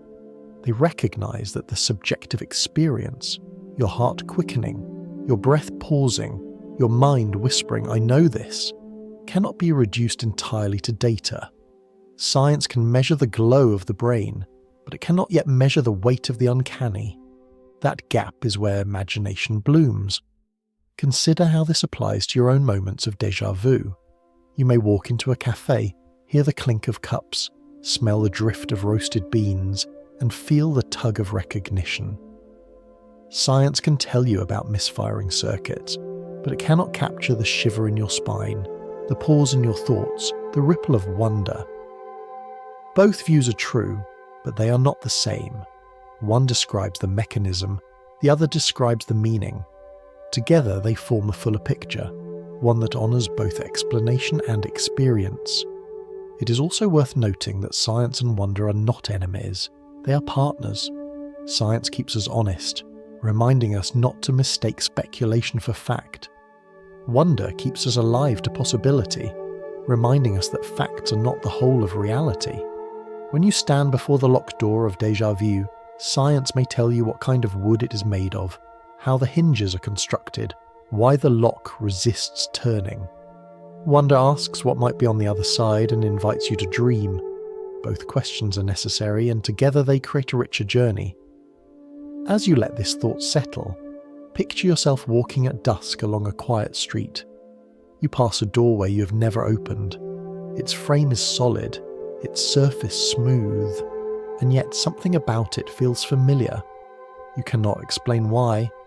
You pause, your hand hovering near the handle, and in that pause the sensation of déjà vu washes over you. Science might tell you that your memory misfired, that your brain recognized a fragment and labeled the whole scene familiar. But science does not take away the shimmer of the moment, nor does it forbid you from wondering whether behind that door lies something more. It only says, for now, we do not know, and in that unknowing, the mystery endures. There is something hauntingly intimate about the feeling of déjà vu, something that makes it seem less like a random misfire and more like a brush with another version of yourself. Imagine for a moment that you're walking down a familiar path, sunlight flickering through the trees, the crunch of gravel beneath your shoes. Suddenly the sensation arrives, that electric shiver of recognition, and for a moment you wonder, what if there is another you, just beyond an invisible glass, walking this same path a heartbeat ahead? Perhaps déjà vu is not only the mischief of memory, but the resonance between two overlapping lives, two selves nearly in step with one another. The metaphor of music captures this idea beautifully. Picture two pianos placed in separate rooms. Strike a key on one, and if the other is tuned the same, its string will begin to vibrate faintly in sympathy. The note does not belong to it, yet it resonates, humming as though it remembers the sound. Déjà vu, in this imagery, could be your consciousness resonating with another, a sympathetic vibration across the glass of reality. When you pause in astonishment at the uncanny familiarity of a moment, perhaps it is because another self, in another strand of existence, has just lived it too, striking the note that makes your string tremble. This way of seeing déjà vu is not meant to replace the careful explanations of neuroscience. It is not about hippocampi or peroneal cortices or milliseconds of delay. It is about the poetry of experience, the sense that you are more than a single thread in time. Science may give us one language, but imagination gives us another, and together they create a fuller picture. You may not believe in parallel selves, but when déjà vu arrives, you can almost feel the presence of someone familiar and close, someone who is also you. Everyday life can carry this resonance. You step into a bookstore you have never visited before, and the layout feels eerily known. Perhaps in this telling, it is because another you, in a nearby branch of reality, has stood in this very aisle, touched these very spines. Or you sit in a cafe, and as the barista places a cup on the counter, the moment feels rehearsed. Perhaps another version of you already lifted the cup in another telling of the same story. Déjà vu becomes the faint vibration across the glass, reminding you that your life may not be singular but layered, your steps echoed by countless others unseen. There is a comfort in this vision. Many people, when they describe déjà vu, speak of it not as frightening but as oddly reassuring, as though they have brushed against a deeper order. If another self exists, if other paths are being walked, then perhaps the sensation of déjà vu is a reminder that you are never entirely alone. Somewhere, another version of you is keeping pace, living out a slightly different story, but close enough to send ripples through the glass. Of course, no scientific evidence confirms this. Physics allows the speculation of many worlds, but it does not say that they sing to one another or that their strings vibrate in sympathy. and yet the human heart longs for connection, and déjà vu offers it in a form that feels both uncanny and tender. You do not need to prove the resonance to feel it. The sensation itself is proof enough of its power. Think of how children sometimes press their hands against aquarium glass, watching fish swim inches away in another world of water. The fish are unaware, the children cannot cross the divide, and yet both feel the presence of the other through the pain. Déjà vu may be our version of this, our palm pressed against the invisible glass of existence, sensing that another self has just passed by on the other side. The moment is fleeting, but the impression remains like a handprint slowly fading from the glass. Philosophers have often mused on this possibility, not always in terms of multiverses, but in terms of selves we might have been. Every choice we make leaves behind the ghost of another path. To choose one road is to imagine another left behind. Déjà vu may feel like the echo of those ghosts, the moment when the road not taken is suddenly felt as though it were being walked in parallel. When you pause mid-step and feel that strange familiarity, perhaps it is your mind brushing against the shadow of the other path, resonating with the self who took it. And in this resonance lies a kind of invitation. Déjà vu asks us to imagine that we are larger than we know, that our lives extend beyond the single thread we can trace. Whether or not parallel selves exist, the sensation invites us to consider the possibilities. It reminds us that our sense of time and identity is never complete, always porous at the edges. The glass may be invisible, but when the vibration passes through, we feel it. As you let this thought settle, picture two rooms, each with its piano, each instrument silent until a single key is pressed. The note rings out, and across the wall, the twin string trembles. You're in one room, your parallel self in the other. Déjà vu is the vibration between you, the faint reminder that your story may not be yours alone, but part of a larger harmony. You pause, the sound fades, and the world continues, but the echo lingers, a soft hum in the heart that tells you, perhaps you are more than one. There is another way to imagine déjà vu, one that lifts it from the intimate space of personal memory and places it against the backdrop of the cosmos. Instead of thinking of it as a resonance between two overlapping selves, think of it as an echo, the faint return of a sound you once made, bouncing back from unseen walls. The feeling of déjà vu is much like hearing your own footsteps echo in a cavern. You know you have just taken the step, and yet you hear it again, arriving from somewhere else, carrying with it the strange conviction that you are both moving forward and retracing your path at the same time. The echo metaphor helps capture why déjà vu feels both convincing and fleeting. An echo is real, yet it is also delayed, separated from its source. When you clap your hands in an empty hall and hear the sound returning, you are not imagining it. The air really has carried it back to you. And yet, the echo is not new, not original. It is the same note doubled, displaced in time and space. Déjà vu may be the mind's version of this, an echo of recognition returning from some hidden chamber, convincing you that the moment has been lived before. Now imagine the echo not in a hall or canyon, but on the scale of the universe. Picture stars pulsing in rhythm across galaxies, their light travelling vast distances before reaching us. When you look at the night sky, you are not seeing the stars as they are now, but as they were long ago, their light echoing across time. Déjà vu, in this cosmic sense, may be the personal version of that same experience, our consciousness catching the faint afterglow of something already lived, a moment's light arriving late, convincing us we have seen it before. Everyday examples can make this grand idea feel closer. Consider how you sometimes repeat a word aloud and notice how strange it begins to sound, as though you are hearing it for the first time. The repetition creates a doubling, a shift in perception that transforms the familiar into the unfamiliar. Or imagine walking in fog, where shapes ahead appear ghost-like, and as you approach, you realise you already mistook them once before. These small echoes of perception mirror the uncanny doubling of déjà vu, reminding us that our experience of reality often arrives with layers and delays. There is something profoundly moving about the echo idea because it speaks to the way we live inside time. We like to imagine time as a straight line, each moment arriving fresh and then fading.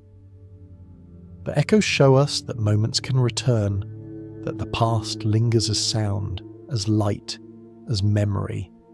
Déjà vu might be the brain's way of registering those returns, perceiving not only the step we are taking, but also its reverberation across hidden walls of consciousness.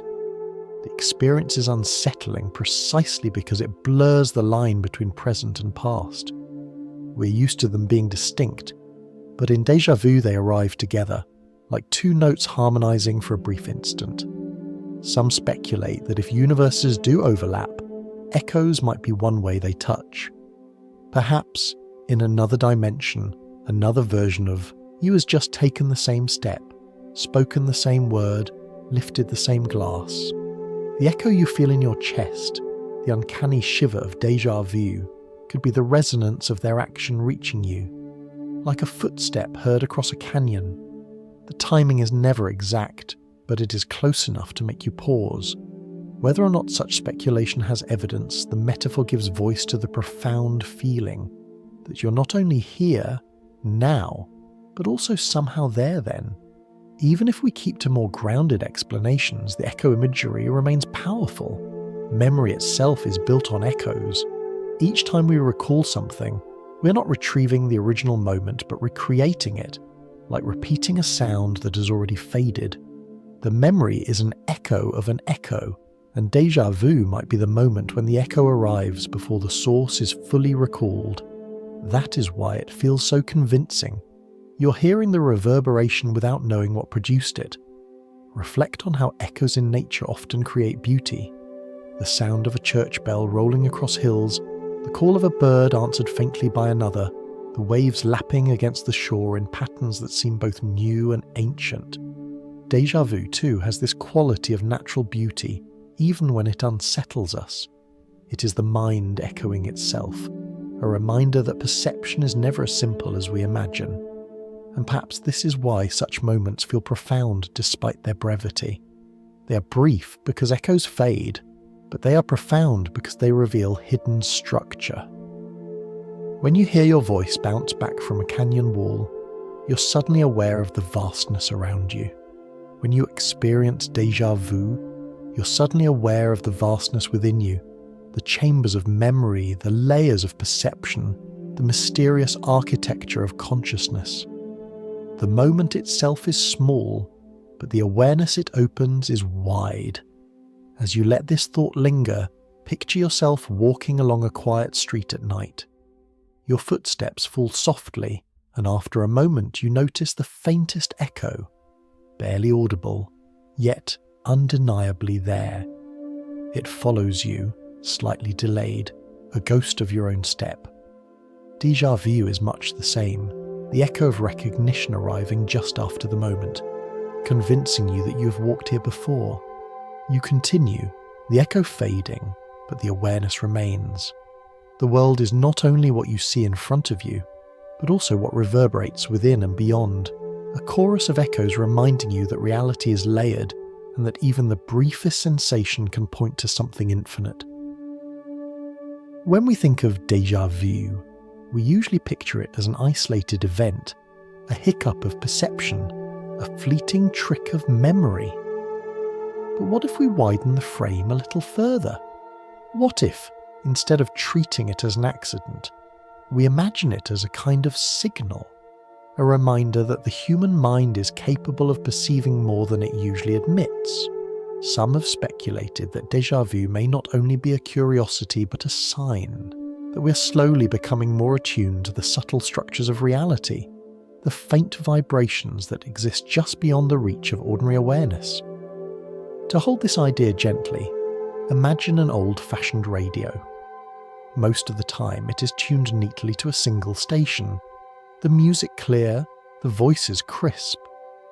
But occasionally, as you turn the dial, another signal slips through, faint, ghostly, just a whisper behind the main broadcast. You hear it for a second and then it fades, leaving only the station you were meant to hear. Déjà vu, in this image, is like catching that ghost signal.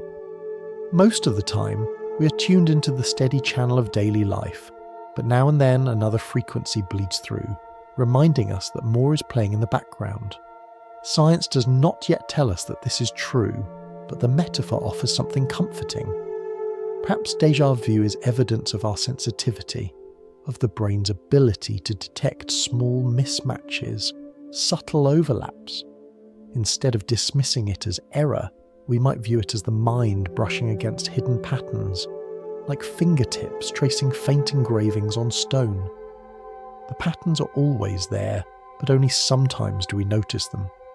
In this view, humanity may be slowly expanding its awareness.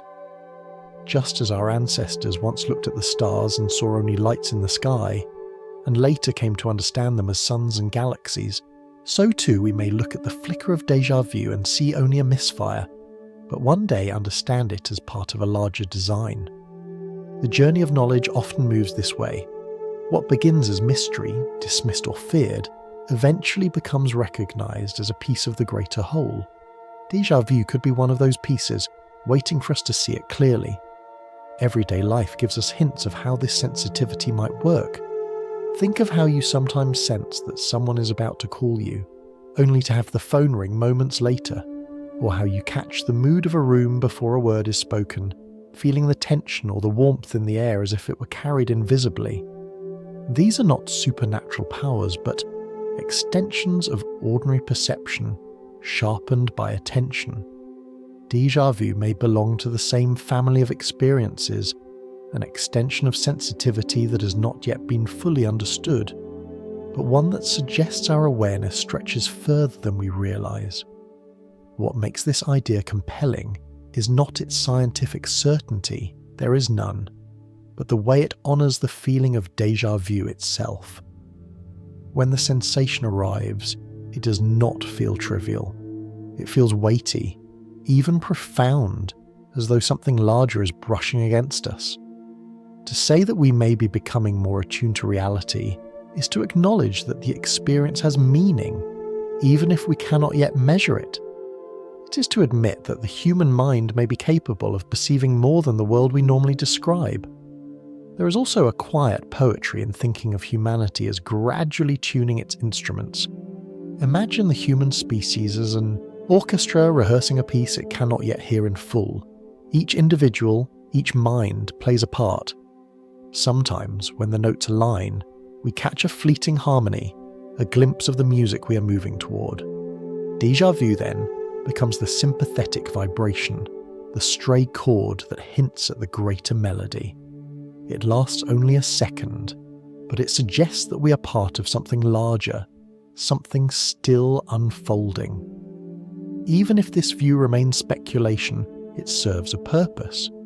It reminds us that we're not finished creatures, that our perception is still growing, that our understanding of reality is still in its infancy. It invites us to live with curiosity rather than certainty, to welcome the mysteries as signs that the story is not yet complete. As you let this thought settle, picture yourself tuning an old radio in a quiet room. The main station plays clearly, but in the spaces between the clicks of the dial, you hear another signal, faint and wavering. It does not last long, but it reminds you that the air is filled with voices and music beyond what you usually notice. That is déjà vu, the ghost station breaking through, the whisper that tells you there is more in the air than you can usually hear. And perhaps as time goes on, we will learn to listen more closely, to tune more finely, and to hear more of the hidden symphony in which we are already playing our part. For as long as people have felt déjà vu, they have tried to explain it, and the explanations have always reflected the culture in which the feeling arose. Long before neuroscience and laboratories, long before the words temporal lobe or hippocampus entered our vocabulary, there were stories, whispered, sung, carried by firelight. These stories remind us that déjà vu is not just a private sensation, but part of a collective mystery, one that has bound humanity together across centuries and continents. In some cultures, déjà vu has been taken as evidence of reincarnation. The uncanny familiarity of a place you have never visited, the sudden conviction that you have spoken words you could not have spoken before. All of this was interpreted as memory bleeding through from another life. A young child recognizing a street in a distant town, an adult feeling at home in a land far from where they were born. Such experiences were folded into the belief that the soul travels in cycles, carrying fragments of memory across lifetimes. In this way, déjà vu was not a glitch, but proof of continuity, a whisper from the long thread of existence that stretches beyond a single life. Elsewhere, déjà vu was treated as prophecy, a sign that the moment you were living had already been written. Ancient storytellers described it as a nudge from the gods, a reassurance that destiny was unfolding as it should. To experience déjà vu was to be reminded that the story of your life was not random, but part of a larger script. This view transformed the uncanny into the comforting. The sensation meant that you were in the right place, following the path laid out for you. In other traditions, déjà vu was woven into the idea of ancestral memory. Around fires, elders told stories of how the experiences of those who came before could be passed down, not just through blood, but through memory itself. To walk into a forest clearing and feel you had stood there before was to touch the echo of ancestors who had walked the same ground. The familiarity was not your own, but theirs, carried to you across generations like a song repeated so many times that you know its rhythm even without having learned the lyrics. These interpretations differ in their details: reincarnation, prophecy, ancestry, but they all share a common thread: the belief that déjà vu connects us to something larger than ourselves. Whether it is past lives, divine plans, or family lines, the sensation is taken not as a random accident, but as evidence of belonging.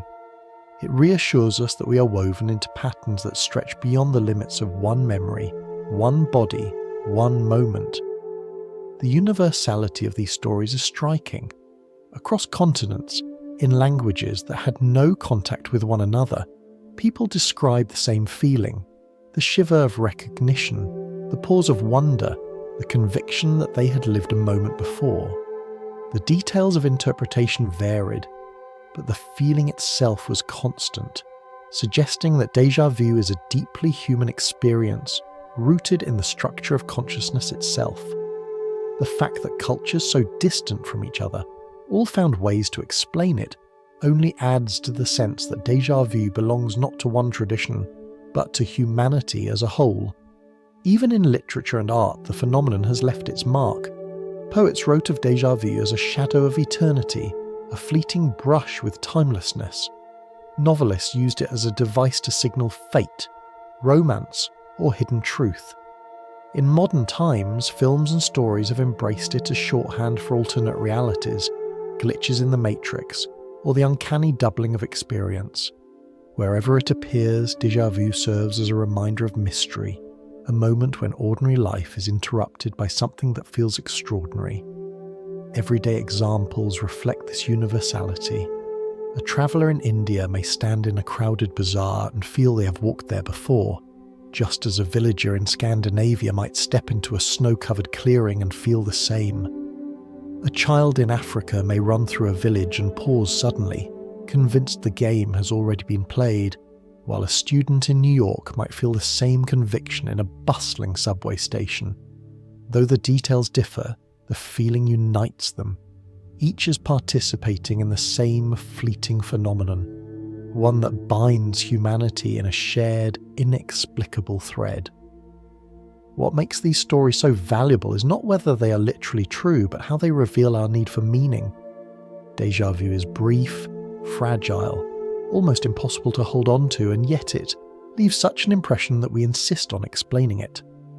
And in those explanations, we find ourselves telling the same story again and again, that life is not random, that moments are connected, that we belong to something greater.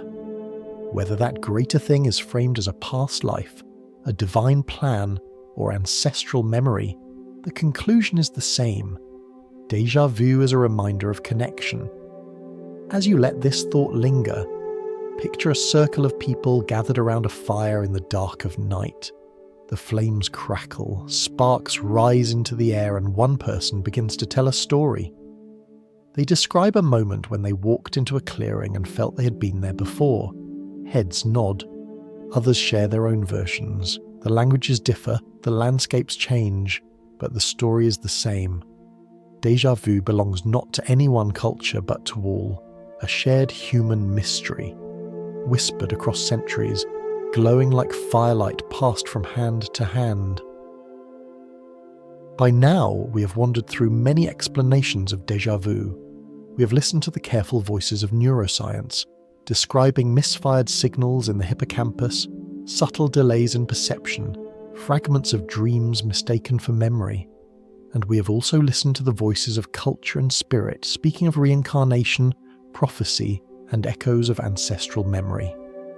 At first glance, these views could not be more different, one rooted in the language of circuits and experiments, the other in story and belief. Yet when we hold them side by side, a curious thing happens. They do not cancel each other out. Instead, they resemble two lenses placed over the same scene. One is clear, clinical, showing the details of mechanism. The other is tinted, coloured by meaning and metaphor. Together, they allow us to see both the structure and the beauty of the phenomenon. Think of a pair of glasses with two lenses, one correcting focus, the other shading against the sun. If you use only one, you see part of the picture. Clarity without comfort, or comfort without clarity. When you use both, the world sharpens and softens at once. Déjà vu, too, can be understood this way. Science explains the how. Signals misfiring, memories misfiled, perceptions doubled. Spirituality and culture explain the why, to remind us of connection, to reassure us of patterns, to hint at mysteries greater than ourselves. Each lens shows a different layer of truth, and both are valuable. Consider a simple example. You walk into a cafe you have never visited before. Neuroscience tells us your brain may have registered fragments that resembled another place, a table in the corner, a scent in the air, and misfiled them as familiarity. Culture might tell us this is a memory from a past life, a sign that you once sat here long ago speaking with someone you loved. The cafe is the same, the sensation is the same, but the interpretation differs depending on which lens you look through. Neither explanation removes the other. Both invite reflection, one on the fragile mechanisms of memory, the other on the continuity of the soul. What makes déjà vu so compelling is that it lives comfortably in both spaces. It is scientific enough to be studied in laboratories, yet mysterious enough to inspire poets and philosophers. It is ordinary. You may feel it in a grocery store, in a waiting room, on a bus, and yet extraordinary, pulling you for a moment out of the flow of time. The fact that it belongs to both science and soul suggests that perhaps the boundary between them is not as rigid as we imagine. Neuroscience tells us that memory is constructed, not recorded like a film, but rebuilt like a story each time we recall it. Spiritual traditions tell us that life itself is a story, one we inherit, repeat, and carry across generations. Both views speak of narrative, of the way experience is woven and rewoven. Déjà vu is the moment when the weave shows its seams, and both science and soul step forward to explain why. One says, here is the thread that slipped. The other says, here is the meaning of the slip. And perhaps both are true. Everyday life often teaches us this balance. When a storm rolls across the horizon, a meteorologist explains it in terms of pressure systems and wind currents. A poet explains it as the sky's restless mood. Both descriptions are valuable, both deepen our appreciation. The same is true of déjà vu. The scientist explains it in terms of neurons and signals. The philosopher frames it as destiny or memory of another life. The phenomena itself does not change, but our understanding is enriched by holding both views at once. The two-lens perspective also softens the unease that déjà vu can sometimes bring. For those who find it unsettling, the scientific view offers reassurance. It is harmless, a common quirk of perception. For those who find it meaningful, the spiritual view offers comfort. It is a reminder that you belong to something larger. To carry both is to feel both safe and inspired, both grounded and uplifted. Perhaps the real lesson of déjà vu is not which explanation is correct, but how it invites us to hold multiple truths at once. Life is rarely simple. It is both mechanical and mysterious, both measurable and ineffable. Déjà vu reminds us that we do not need to choose one lens over the other. We can look through both, letting clarity and colour overlap, allowing science to steady us and soul to soften us. As you let this thought linger, imagine standing before a landscape at dusk. You lift one lens to your eye and see every detail sharply, the blades of grass, the ripples on the water. You lift another and see the scene washed in gold, softened into something dreamlike. Through both lenses at once, the world appears not only detailed but luminous. That is the gift of déjà vu. It is not only a misfire or only a mystery, but both. A small event that invites us to see reality through more than one frame, and to find beauty in the overlap. By now we have wandered through many landscapes of déjà vu, its scientific explanations, its dreamlike origins, its echoes across dimensions, and its stories whispered around firesides. But there is one perspective still missing, perhaps the most important of all, yours. For no matter how many theories we gather, no matter how many metaphors we weave, déjà vu is ultimately lived in the body and mind of the person who experiences it. And if there is one truth that binds us, it is that almost everyone at some point has felt this flicker of double time. Think back to your own life for a moment. Can you recall the first time déjà vu came to you? Perhaps you were a child standing in the kitchen while your parents spoke, and suddenly you felt that their words had been spoken before, that you were replaying a scene you had never lived. Or perhaps it was later, as a teenager, sitting in a classroom and watching the teacher write a phrase on the board, certain you had seen the chalk form those letters before. Maybe it was in adulthood, during travel, when you stepped into a foreign square and felt an inexplicable sense of homecoming. Whatever the moment, however brief, it likely left you with a strange aftertaste, an impression that lingered longer than the event itself. These stories are as varied as the people who tell them, yet they all carry the same essential elements: the sudden shiver of familiarity, the brief confusion, the lingering wonder. One of the most beautiful things about déjà vu is how it creates a silent community. You can tell someone, "I just had déjà vu," and even if their details differ, they will nod in recognition. The experience may be fleeting and mysterious, but it is also profoundly shared. In a way, déjà vu is a thread that runs quietly through humanity, connecting us across time zones, cultures, and generations. A farmer in a field centuries ago may have paused at the feel of it, just as a student in a crowded city feels it today. The languages and surroundings change, but the sensation is the same. It is one of the few experiences that requires no translation. Whether whispered in Sanskrit, French, Swahili, or Japanese, the story is instantly understood. I felt I had lived this before. The words are different, but the nods are the same. This is why I would like to invite you, gently, to reflect on your own encounters. If you wish, you might even share them in the comments below. Tell us the strangest moment, the most comforting, or the most unsettling déjà vu you have ever experienced. Describe where you were, what you felt, how long it lasted, and how it stayed with you afterward. When you share your story, you're adding a single thread to a larger tapestry, one that shows us just how connected we all are by this small but powerful mystery. The act of sharing itself can be comforting. To write, "I once stepped into a hallway I had never seen and knew every detail of it," and then see a reply from someone across the world who says, "I have felt the same in a train station," is to realise that déjà vu is not an oddity of your own mind, but a rhythm that beats quietly in many hearts. It makes us aware that even in our most private moments of strangeness, we are not alone. Others have walked the same doubled paths, paused in the same uncanny corners, and wondered the same questions. Think of it like stars scattered across a night sky. Each point of light is a person's story of déjà vu, shining in its own place, brief and unique.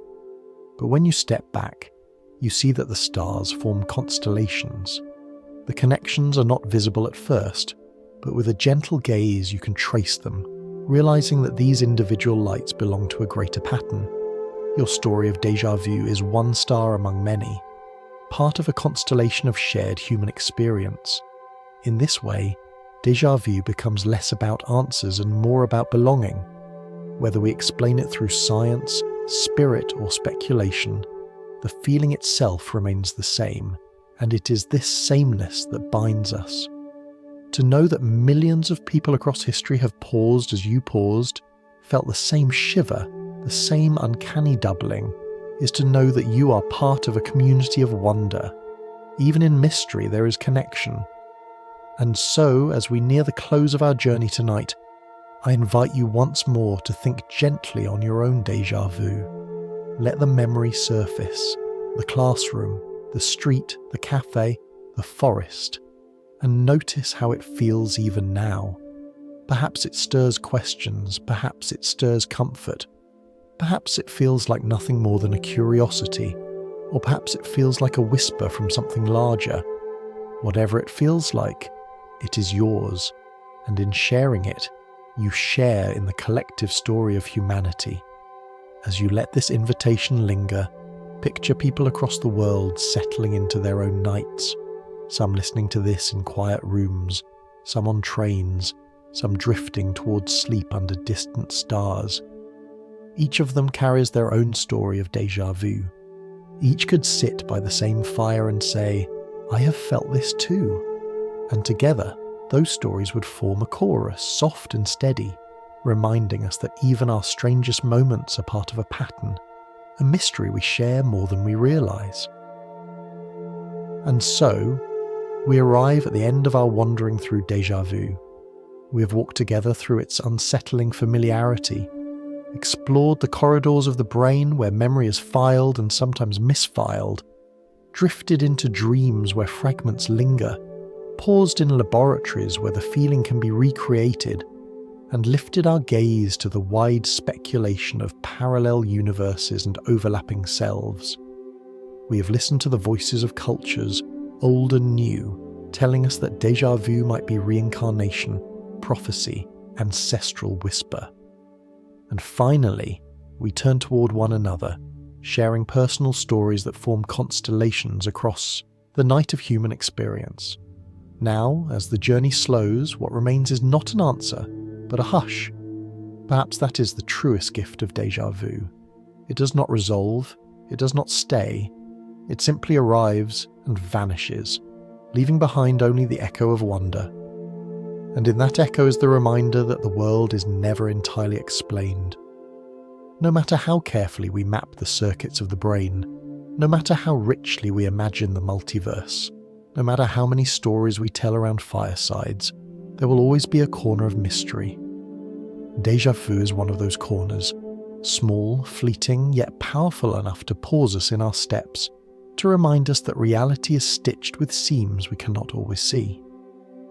As you rest with this thought, picture the image of a single candle burning in the dark. Its flame is steady, its glow small but enough to light the room. Around it lies shadow, but the shadow is not frightening. It is simply space that has yet to be illuminated. Science is the flame, showing us the outlines of déjà vu, explaining much of its mechanism. But beyond the light lies the unknown, and it is there that imagination lives, reminding us that even a flickering sensation can point to something infinite. The candle does not need to banish the dark to be beautiful. It is beautiful precisely because it holds the mystery beside it. Or think of a train gliding quietly into a station at night. The platform is empty, the air cool, the sound of wheels slowing on the rails like a deep sigh. For a moment you feel as though you have arrived here before, though you know you have not. The sensation is déjà vu itself, an ordinary scene touched by the extraordinary. And as the doors open and you step out, the feeling fades, leaving only the calm rhythm of your footsteps. The train, the station, the night sky above.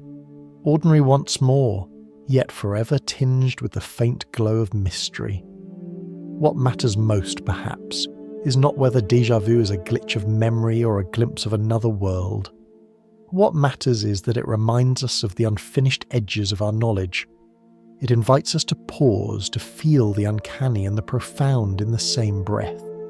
In a world often filled with noise and certainty, déjà vu is the quiet voice that says, not everything is known, not everything needs to be known. Mystery itself has a place in our lives. So as you lie back, perhaps with eyes heavy now, let yourself feel the comfort of that. Mystery is not a problem to be solved, but a companion to be cherished. The strangeness of déjà vu does not make you broken. It makes you human. It ties you to all the others who have felt the same pause, the same doubling, the same wonder.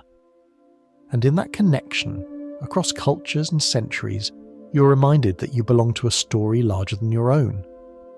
Whether déjà vu is a neural echo, a dream fragment, or a whisper from a parallel self, it does not matter as much as the feeling itself, the pause, the shiver, the lingering sense that the world is wider than you thought. The mystery remains, and perhaps it always will, and maybe that is exactly how it should be. So let us leave the question open, like a book with its final page unwritten. Let us carry the sensation not as confusion, but as comfort. And let us end tonight, as always, with gratitude for the chance to wander together, for the mysteries that keep us awake just long enough to drift into rest, for the shared moments across time and space that remind us how connected we truly are. Thank you for joining me on this journey through déjà vu. Whether your eyes are still open or already closed, whether you're listening in a quiet room, on a train, or under the soft hum of night, know that you are part of this gentle community of wonder. If you feel like it, share your own story below, and let others nod in recognition, adding their voices to the constellation. And if not, simply rest in the knowledge that déjà vu belongs to all of us. A small reminder, brief as a sigh, that the universe still keeps its secrets. Sleep peacefully, wherever you are. The mystery remains, and so does the quiet comfort of knowing that you are not alone. Good night.